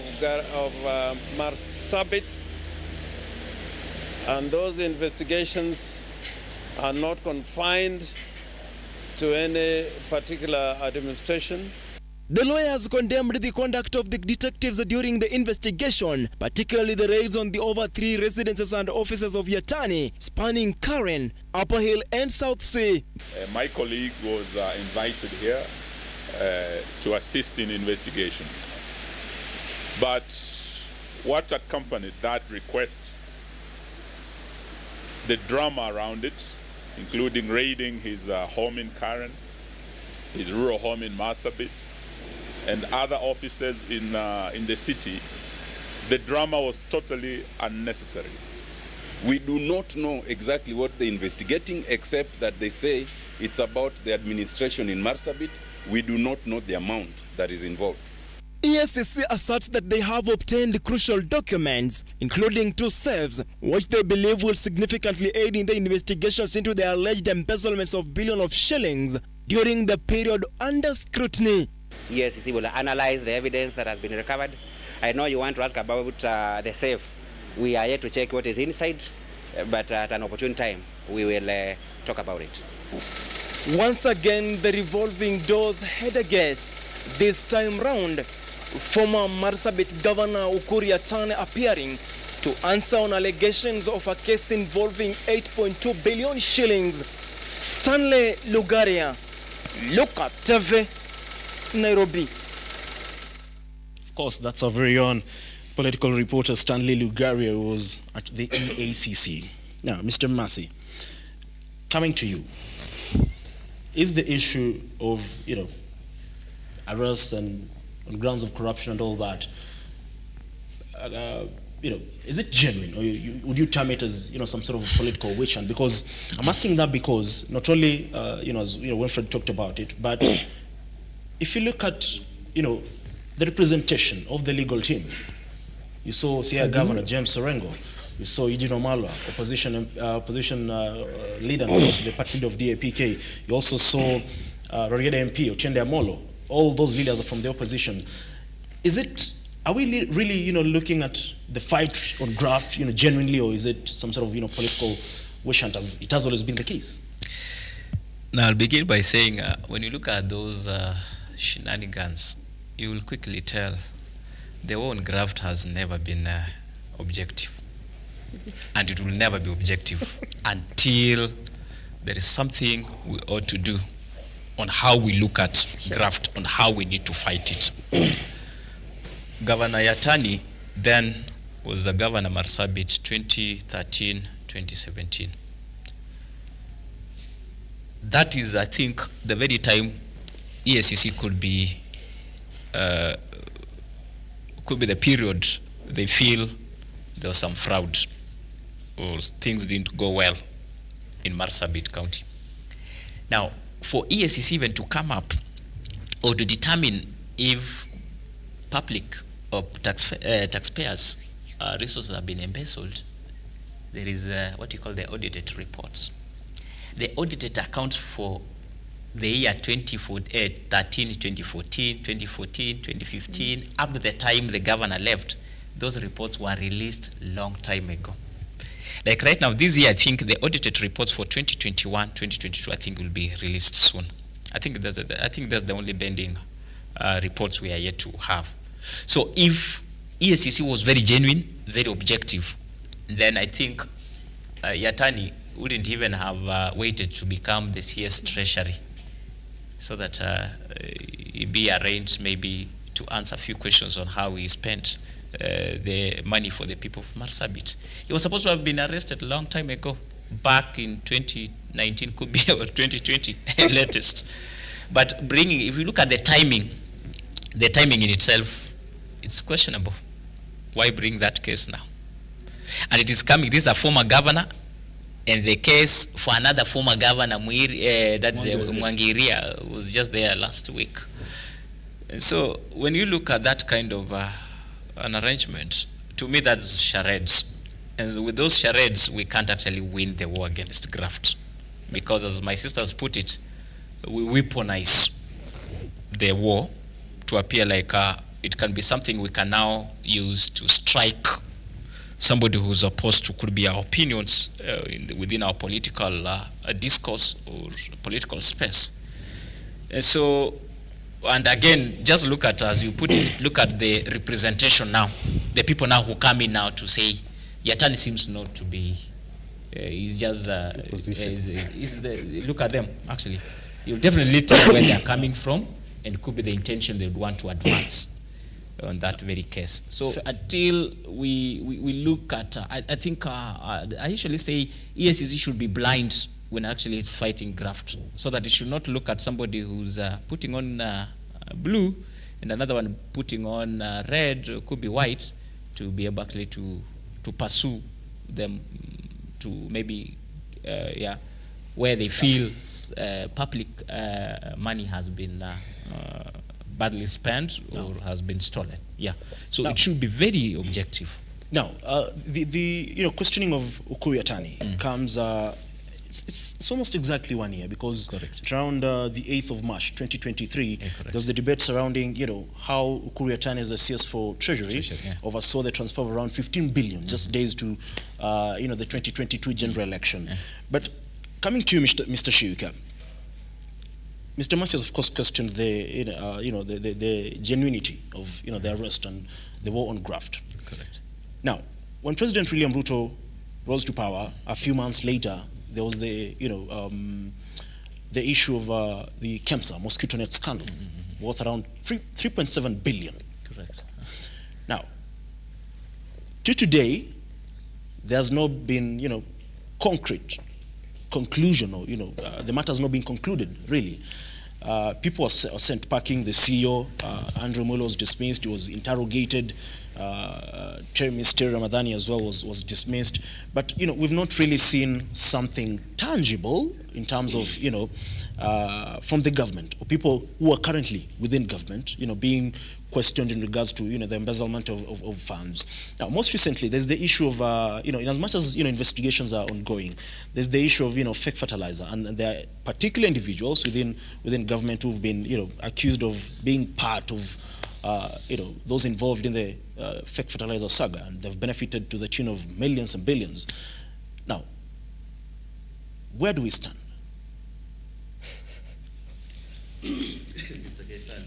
Thank you so much.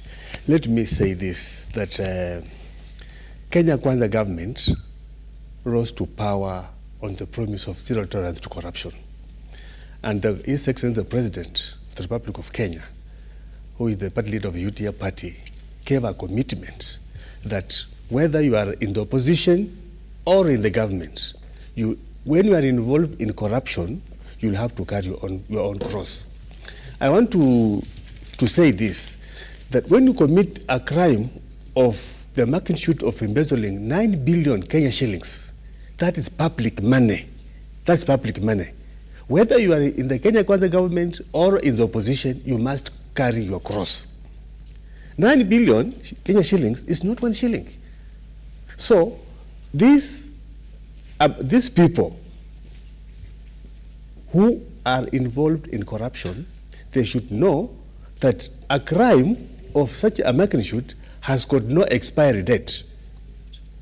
Because also for you to follow somebody, you must have some leads, and the leads come from the Auditor General's report, and we have got agencies that do investigate these crimes. So we cannot say that it has taken so long for these people to be investigated, because they must have evidence and the leads. So people of the likes of the governor for Murang'a and the Ukuri attorneys, they should carry their cross, and if they are found to be guilty, let them refund that money. The Kenya government gave a promise and came to power on zero tolerance of corruption. And if there is anybody in the government, whether there is a cabinet secretary or a permanent secretary who is involved in corruption, should go home. That is a commitment that came from His Excellency the President. Now, Ms. Winfred, after William Ruto took reins of power, there was systematic withdrawal of, cases, grounded charges or cases, that had been filed against people who are, close to the Kenya Kwanza administration. That, raised eyebrows, because it was this week one person is, freed from the charges that were leveled against him or her. Next week it was another person, and that really did have doubts in the minds of Kenyans in regards to the genuinity in fighting matters graft. Do you agree with the sentiments of Mr. Shuka in terms of the Kenya Kwanza administration, being, or the mantra that the president says will not tolerate corruption? I will say that mantra is failed, is a failed narrative. Because if you look at the Kenya Kwanza government, this is the most corrupt government that we've ever had since time immemorial. When you look at just go here at the immigration department and ask for anyone who's looking for a passport. They will tell you, if you give a certain amount of money, you will get your passport within a few days. But if you don't give out the money, you're going to stay even more than 6 months without your passport. So I feel we are not living to the mantra, we are not living to the narrative. The Kenya Kwanza government is not addressing corruption in a proper way. So I feel this is the most corrupt government, especially when you look at the ministries, look at the Ministry of Security, where you see police officers. You see today, if I beat you thoroughly and I'm reported to the police station and I give some amount of money, now I will walk out free, because in this country now they are saying it is money that counts. If I'm giving something, I am getting something. So first of all, let it address simple issues like the police, like the immigration, like the education sector. Why is it that for someone to go to the TSC, they have to pay some substantial amount of money for a teacher to be employed by the Teachers Service Commission? This is just unfair. Because you see, we have those teachers who have merited and they are supposed to be already employed long time ago. But because someone has given money and they just graduated last year, he's getting employment. So this is the most corrupt government ever, and I feel they are not living to the mandate. And we need to call a spade, not a big spoon. We are telling Kenya Kwanza government, we are not against them, but we are telling them, let them address corruption. Let them ensure that service delivery to Kenyans is free. and let it not force things down our throats. Because the other day I lost my national ID and I went to replace it. I had to pay 1,050 shillings, something that was free. You cannot just implement something without coming or even seeking public participation. So where is the accountability of funds that is being collected by this government? We need accountability. We need to address the issue of corruption. The Minister of Interior, the CS, Kindiki, needs to come out and tell us what is happening at the Immigration Department. We are tired as a country. They have milked us dry. And I feel like this is just too much. We are not against the government. In fact, I'm even contemplating to join the party, but I will tell them off because I don't like lying to people. Before I come to you, Mr. Masi, I want Mr. Shuka to respond, him being part of the Kenya Kwanza administration. Let me. I'd like to differ with my sister here, saying that the Kenya Kwanza government is in bed with corrupt officials. And I want just to give the example she has given of the Minister for Interior, Professor Kithure Kindiki.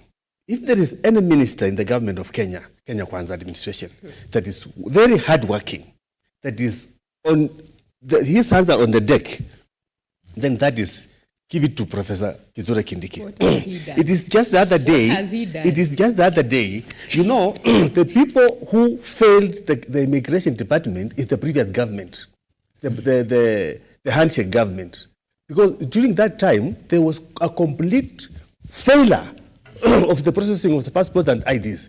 Now, the Professor Kindiki, Minister for Interior, has done changes in the ministry. One, he has completely dismantled cartels that used to hang around the Nyaya house there. If you go at the Nyaya house there, you will not find those cartels there. Number two, there was the machines. We did not have the right machine to produce the capacity to produce passports at the required speed. Right. Now, last week, the right machines was procured, and it was, I think it was yesterday part one when the minister went to unveil the machine, and he said that 50,000 passports will be produced. Is it every day or every week? So the issue of inefficiency about the Minister of Interior, I give it to the minister, and I'm pointing the indicators that he has dismantled the cartels at the Nyaya house in the ministry. He has improved service delivery by bringing in the machines that are going to produce passport in the required time. So I want to differ with the madam and tell him that what he is referring to was during the period of the handshake government, not Kenya Kwanza. Kenya Kwanza, we are on course to deliver our manifesto. Fair enough. Mr. Masi, before I come back to you, Winfrey, because Mr. Shuika has touched on one docket, the interior docket, and of course there's been the issue of passport processing. Correct. As it stands, of course this has not been confirmed, but speaking to a couple of people, you really don't know how true that can be. That I was speaking to a friend of mine telling me, he got his passport within 3 or 2 days after the new machines were brought. And you want to give the Ministry of Interior, credit for that. But from where you sit, Mr. Masi, because we're also talking about, matters, funds, not only during this current administration, but also, the previous administration. Now, the president is currently opening the Bunge Towers. Correct. This is a structure that has been subject of contention. Correct. Because it is a building that has been under construction for 14 years. The initial budget for it was around the region of 4.6 to 5.9 billion. But the final figure is standing at 9.6 billion, a staggering around 3-point-something billion. From where you sit, did a few individuals benefit from that particular construction? Because as per yesterday, 3 parliamentary officials had been dismissed for leaking information in regards to the construction of that particular building, including the cost of it. Right. Now let me begin the other question on why is it that the AICC has been letting off hook most of the people they suspect they have committed graft. Now, It is very unfortunate that I would say is because maybe the Kenya Kwanza government that is could be instigating the release or the dismissal of those cases. A question has been asked: how thorough is the EACC actually gathering evidence against corruption? Because when you look at most of those cases, the way they are prosecuted now in court, courts have pronounced themselves that some of those cases lack solid evidence to prosecute one. And so the question we are begging from the EACC is that how thorough should they be to prosecute one for corruption? Because like they're playing monkey business. They just allege that you are corrupt, but when now you get to court, there's no evidence. And that's why we've seen the case for Governor Sonko and most other senior officials who've been at one time alleged. So EACC should get down and do something. Now back to the issue of the Bunge Towers. It is very unfortunate that a project of that nature with such importance can take that long. 9 years is not a short time. I think somebody who intended to have used that Bunge Towers, he will be a member of parliament, maybe he has already been voted out. He couldn't even have an opportunity to enjoy the facility. Now, what even is more interesting about that project is now the cost. From 5 billion to about 9 billion. That is, somebody will ask, what was the procurement quotation then? Believe it or not, one of the things in this country that actually have contributed a lot in the wastage of our public resources, it is the period we take to complete. Could be a project, could be a road, a bridge, a building, a structure, and all that. So I think I know those officers who've been dismissed, they could just be, I may say, they could be paying a price that couldn't be their own. They could not be the ones who they not made any mistake to leak that information. But the truth of the matter is, why should we have a project costs inflated from around 4.9 billion to around 9 billion, 8 to 9 billion? And again, who was the contractor? Yeah, was the contractor when he was trying to be awarded that contract to do the works? Was there an agreement on the time frame for starting and completion of the project? That is another question. So it goes back to the parliamentary service, the parliamentary service where the speaker sits and others. Actually, what went wrong? What went wrong?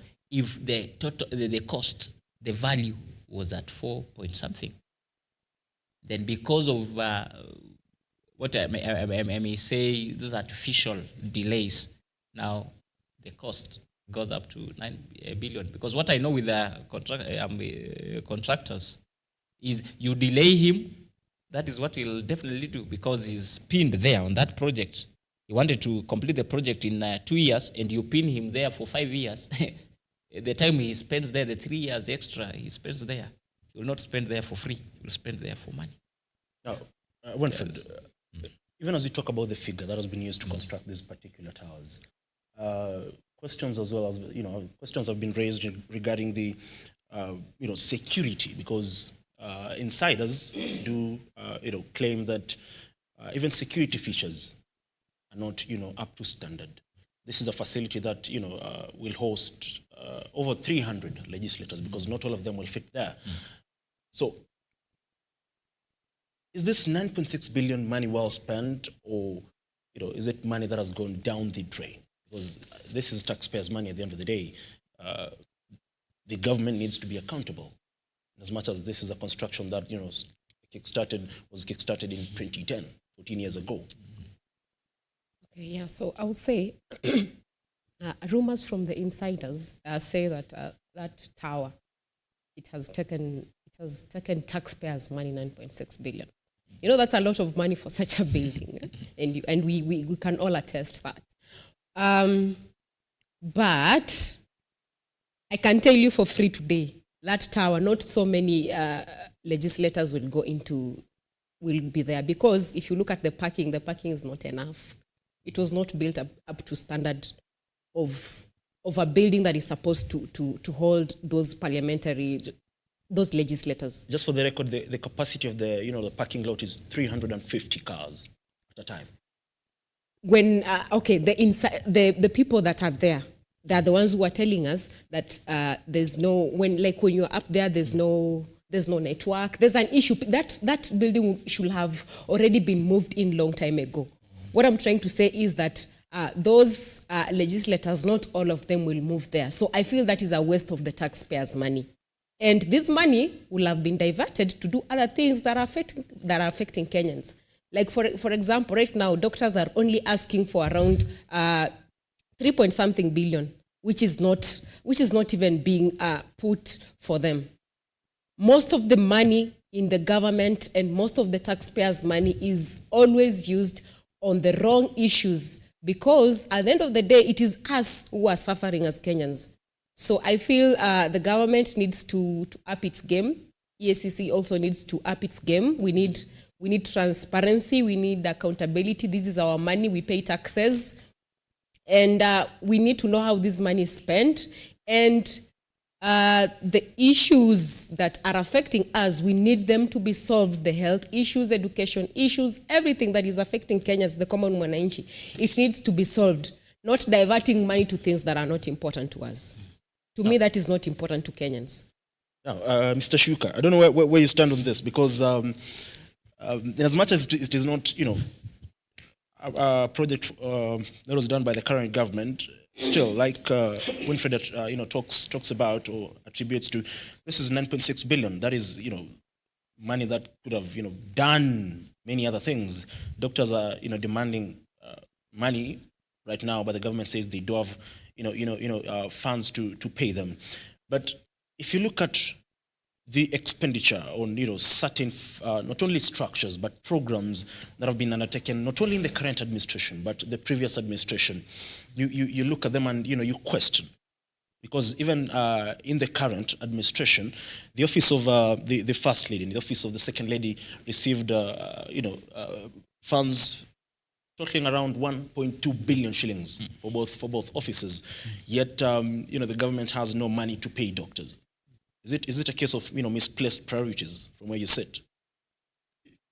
Thank you so much. It's not a case of misplaced priorities, because, for example, when we have projects of the magnitude of the Bunge Towers, these are projects that involves budgetary allocations, and they have timelines. So, if this building was budgeted for example, 5 billion, and maybe the period was to be complete was maybe 3 years, and now it has taken, for example, 14 years. 14 years. So you can just imagine the price for this quoted for this building is automatically going to double or triple because of the contractual implications. Because, for example, if at the time of quotation the one bag of cement was 500 shillings, you can calculate the appreciation in 14 years. Maybe it is 1,500. So the cost of the building as of now, to me, I don't think I can question it. It's because of the natural economic implications, the depreciation and appreciation of the shilling and the dollar and ABCD. But of course, it could be. You could also argue, something deliberate, because they know there's inflation in place. So, as a contractor, if I delay the construction of this building, I know I'm likely to get more money. I don't want to blame the contractor, because the contractor honors the contractual agreement. When I reach this level, you pay me, I continue. So if I reach the level that I'm supposed to reach as a contractor, and in the government there's no funds, maybe on priority basis, this man has been diverted to another thing that is very, very urgent to the government, we cannot blame. But at what cost? Because now you have to pay 3-point-something more billion. That is what it takes. That's what it takes to run a government, my brother. Sometimes you project, it does not go the way you want because of some other. And you have to remember, we are just coming from the corona pandemic, which completely collapsed all operations. Not only in the country, but in the whole world. Before you guys continue, let's just listen to the president, because let's just listen to the president, because he's currently addressing the legislators at the Bunge Towers. Okay.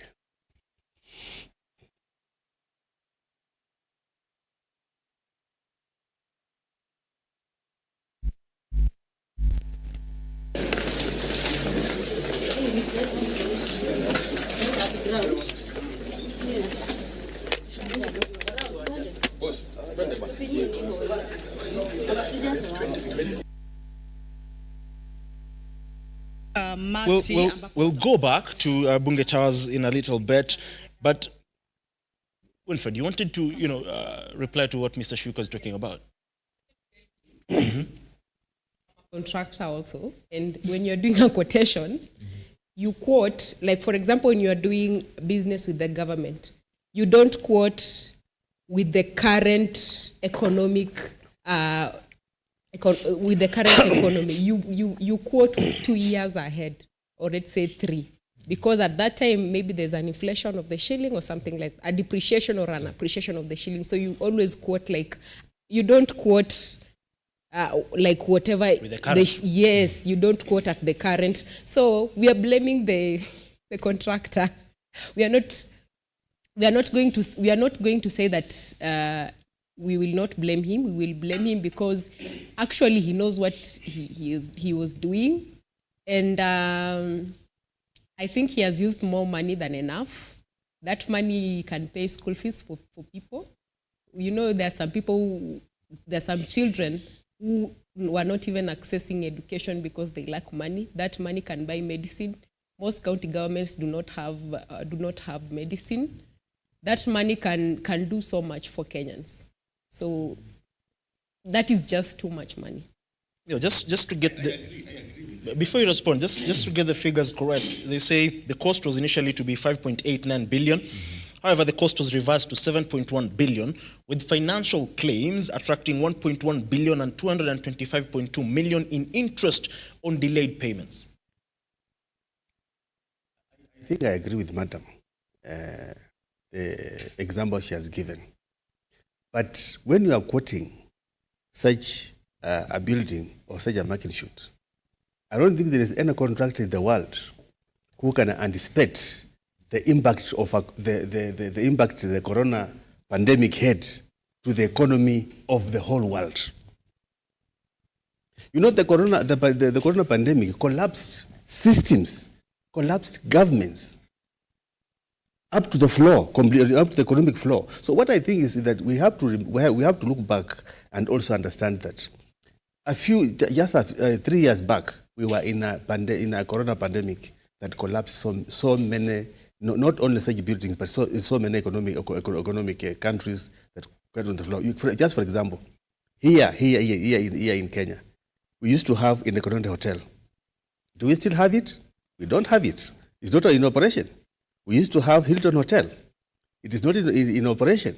This shows you the kind of the earthquake, the economic earthquake Corona had on the economy, not only of this country, but also on the economy of the world. Because most of the priority projects that were earmarked for development, the money was completely diverted and went to tackle the most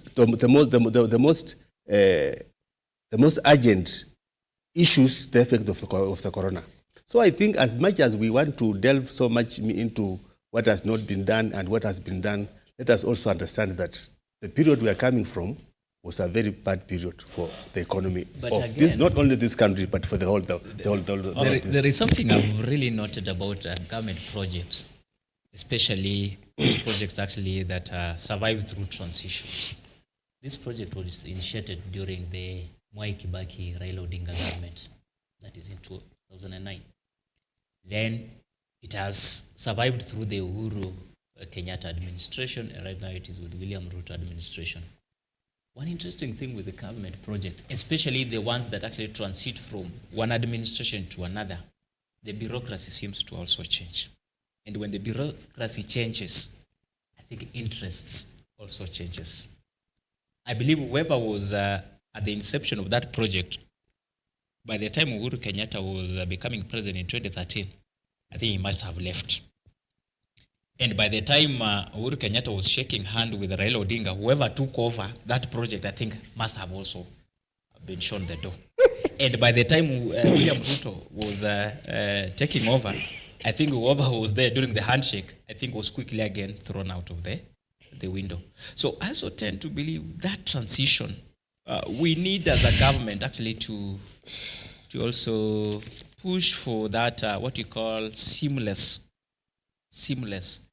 When we have seamless transition whenever we are undertaking government projects, regardless of whoever comes in to be in charge of the administration and all that. You go in developed countries, like in the United States, a project that was there during George Bush first and could be in succession, Bill Clinton didn't interfere, could be with it, and maybe Barack Obama couldn't interfere with it, Donald Trump couldn't interfere with it, Biden couldn't interfere with it. Actually, once we can actually be able to have that kind of an arrangement, I think we'll have stories like these Bunge Towers will not be an issue to us. Fair enough. Yeah. Let's talk matters, politics and political parties for a moment before we wrap up, because time is also not on our side that much. Winfred, you talked about wanting to join the ruling party, the United Democratic Alliance. Now, they do kickstart the elections tomorrow. Now, President William Ruto boasts of having a party that is anchored on democracy, and he has been very, very consistent in dismissing parties like ODM because of what he says is lack of democracy in issuing people direct certificates or issuing people positions. Now, is the UDA party shaping the narrative in terms of how political parties should be run? I would say politics is a game of self-interests, and also it's a game of betrayal. We see UDA party being formed after President Uhuru Kenyatta fell out with the current president, William Samoei Ruto. And I feel this was formed, Ruto was sidelined from the Jubilee party because of what he was trying to do. He was trying to outshine his master, which is one of Robert Greene's law, we should not outshine our master. But I feel this game worked well for him. To me, I feel he's a political schemer, and he schemed his works well. And that is why he came up with UDA, and it worked so well for him because of his touch with the people on the ground. And I feel this party is a good party because, to me, I have seen more youth getting elected through this party. I have seen more women getting elevated through this party. So it's a good party for people to grow, and also it is a party that is devoid of less cartelism. And I feel I give a thumbs up to the president. He has done a good job, and we can even see him, our party leader, the party leader of ANC, Musalia Mudavadi, folding up his party to join UDA. You never know. Maybe this is a good. It's maybe. Our leadership as Mulembe Nation is ripe for deputy president. So I feel, yes, this is a good party for us to sail through as Mulembe Nation, and also to grow as a nation, because we have been on the periphery for quite some time. Mulembe Nation has been on the periphery of leadership for quite some time. So if we will be joining UDA, and if Musalia Mudavadi will be given the deputy president position, we will be good to go, and I feel this is a good party for me. That is why that's why I'll be glad to join it. And as a woman, I will also have my space too, because in the past parties, I didn't see at the sub-county levels where we have women rep aspirants. But currently in UDA party, at the sub-county level, there's a woman rep aspirant for a certain sub-county. Let's say like Dagoretti North sub-county, they have a woman rep. You see now that is, they have elevated the woman in this party, and they have also elevated the youth in this party. So yes, I'm not saying that ODM is bad, but what I'm trying to say is there's total inclusivity. Nobody has been left behind. And as a politician, you know, I'll always follow where my self-interests will go, because even if I'm a political analyst, like, you know, in 2022, I vied for the position of Senate. It means my political interests will still be met, and that's why I feel it's a good party. Yes. Mr. Shuka, I can see you smiling. Looks like you're likely to bag yourself one more member. Talk to us about the elections. Yes, now I want to take this opportunity and welcome my sister to the party with both hands. And even from here, if you want me to go to the party headquarters, you shall go there and register even today. Having said that, I want to say this, that UDA party is an offshoot of the hustler narrative that brought His Excellency the President to power. UDA party is a party that we want to mold UDA party to be a party like that party, like a party to the ANC in South Africa, like the Communist Party in China, so that we deal with ideologies. And that's why we want to bring everybody on board. If you look at the structure of the UDA party from the polling station, up to the national level, it is made of the hustler narrative ideology. It is the vision of the party leader, the vision bearer of this party, His Excellency the President. It emanates from the hustler narrative position that we want to include everybody and every idea, so that we can take this country to another level. And UDA, being the newest party in Kenya, and being the party with the majority in government, and being the principal party in the Kenya Kwanza coalition, we are leading from the front and by example, by saying that we are not only saying that we are democratic, but we are showing those other parties like ODM, which pretend to be democratic, and they're not democratic, that this is now where the democracy is. And I'm also even calling on Baba to be democratic enough and fold ODM and come to UDA, so that we can fight from within. So that we can fight from within. At the moment, Baba is vying. It's about interest. He's vying for the chairmanship of the AUC commission. Mr. Masti, I don't know whether you to join UDA as well, but I'd ask you one question. Now, I'm following them closely, and equally, I'm very interested in what they are doing. However, I'll say political parties are the foremost ingredient of any democracy world over. If you look at great democracies across the world, like the United States, India, and even South Africa, you realize democracy works so well when we have well-structured political parties. Because once we have well-structured political parties, that is when now the essence, the issue of ideology is founded. The big problem we've been having with our political parties in this country is we find political parties, but with no ideology at all. Most of our political parties have been reduced to personalities, or it could be ethnic cocoons and all that. So people of a cahoot of people will go, and then they'll come up with an idea, political idea, which they call a political party. We'd want to reach to a level of the ANC of South Africa, possibly even the CCM of our neighbors, Tanzania, the DNC in the United States, the RNC in the United States, the Conservative in the UK, and right now, currently we have what you call the BJP in India. So where we have the ideology, there is some convictions that drives our political narratives. We do not just join a political party because of, could be tribe, could be some inclinations that are narrowed, that do not actually enjoy the bigger support of our people of Kenya. So I'm very much happy with what UDA is trying to do. Hopefully it will not degenerate into something else. I'm hopeful that they will form up structures to the grassroots so that the people can own the party. You realize in 2022 when this party was being formed, actually it enjoyed the people at the top end, actually who are very close to the presidential candidate then, William Ruto. But actually the hustlers were being told we are part of this, but I think the right time now to own the party has come. No, and I also thank ODM. I'm hearing they'll also have an elections starting Saturday, again in the same format like UDA in phases. And with something we welcome for our democracy. Yes. No, fair enough. As you know, you give me your final sentiments, your parting shot. There's one issue regarding the UDA election. Starting with you, Winfred, as you give me your parting shot.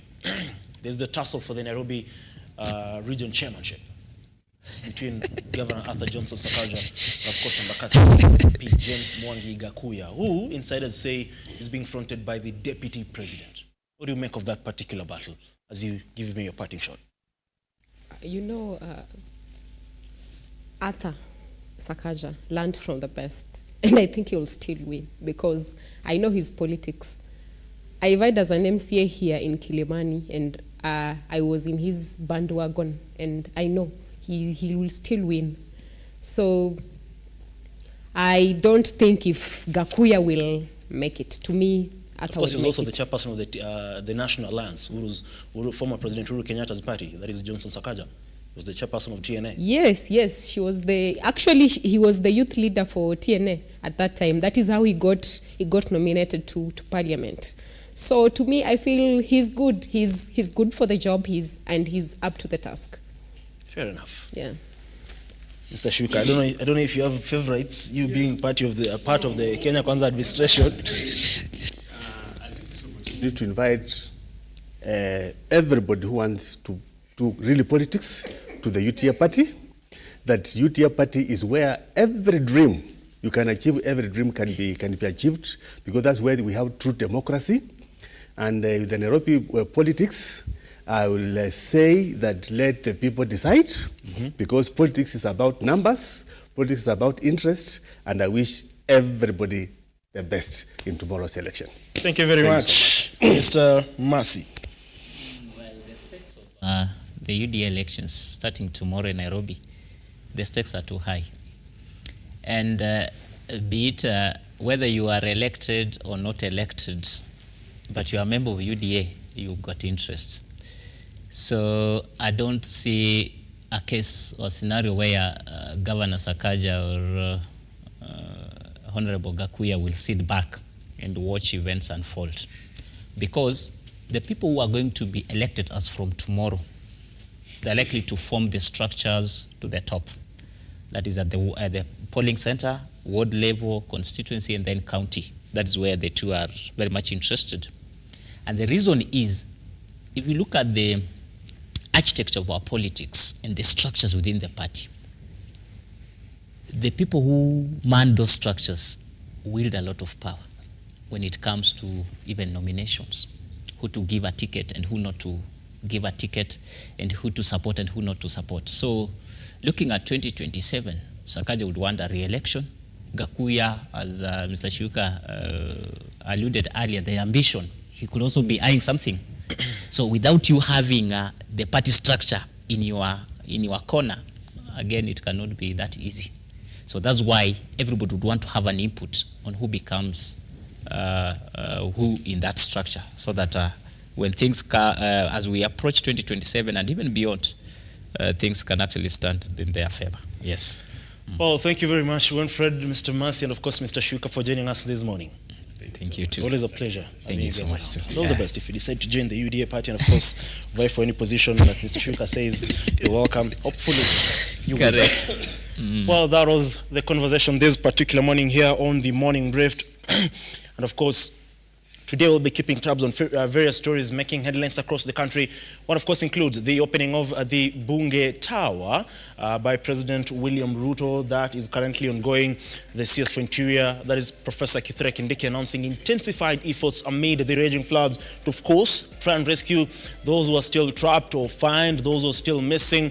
And again, we still keep tabs with the doctors' strike and what next for patients and Kenyans across the country, even as the hard stance continues as the government and the medics lock horns. Now, do enjoy the rest of our programming. That was the morning brief for you. I am Ian Keitani. Till next time, God bless.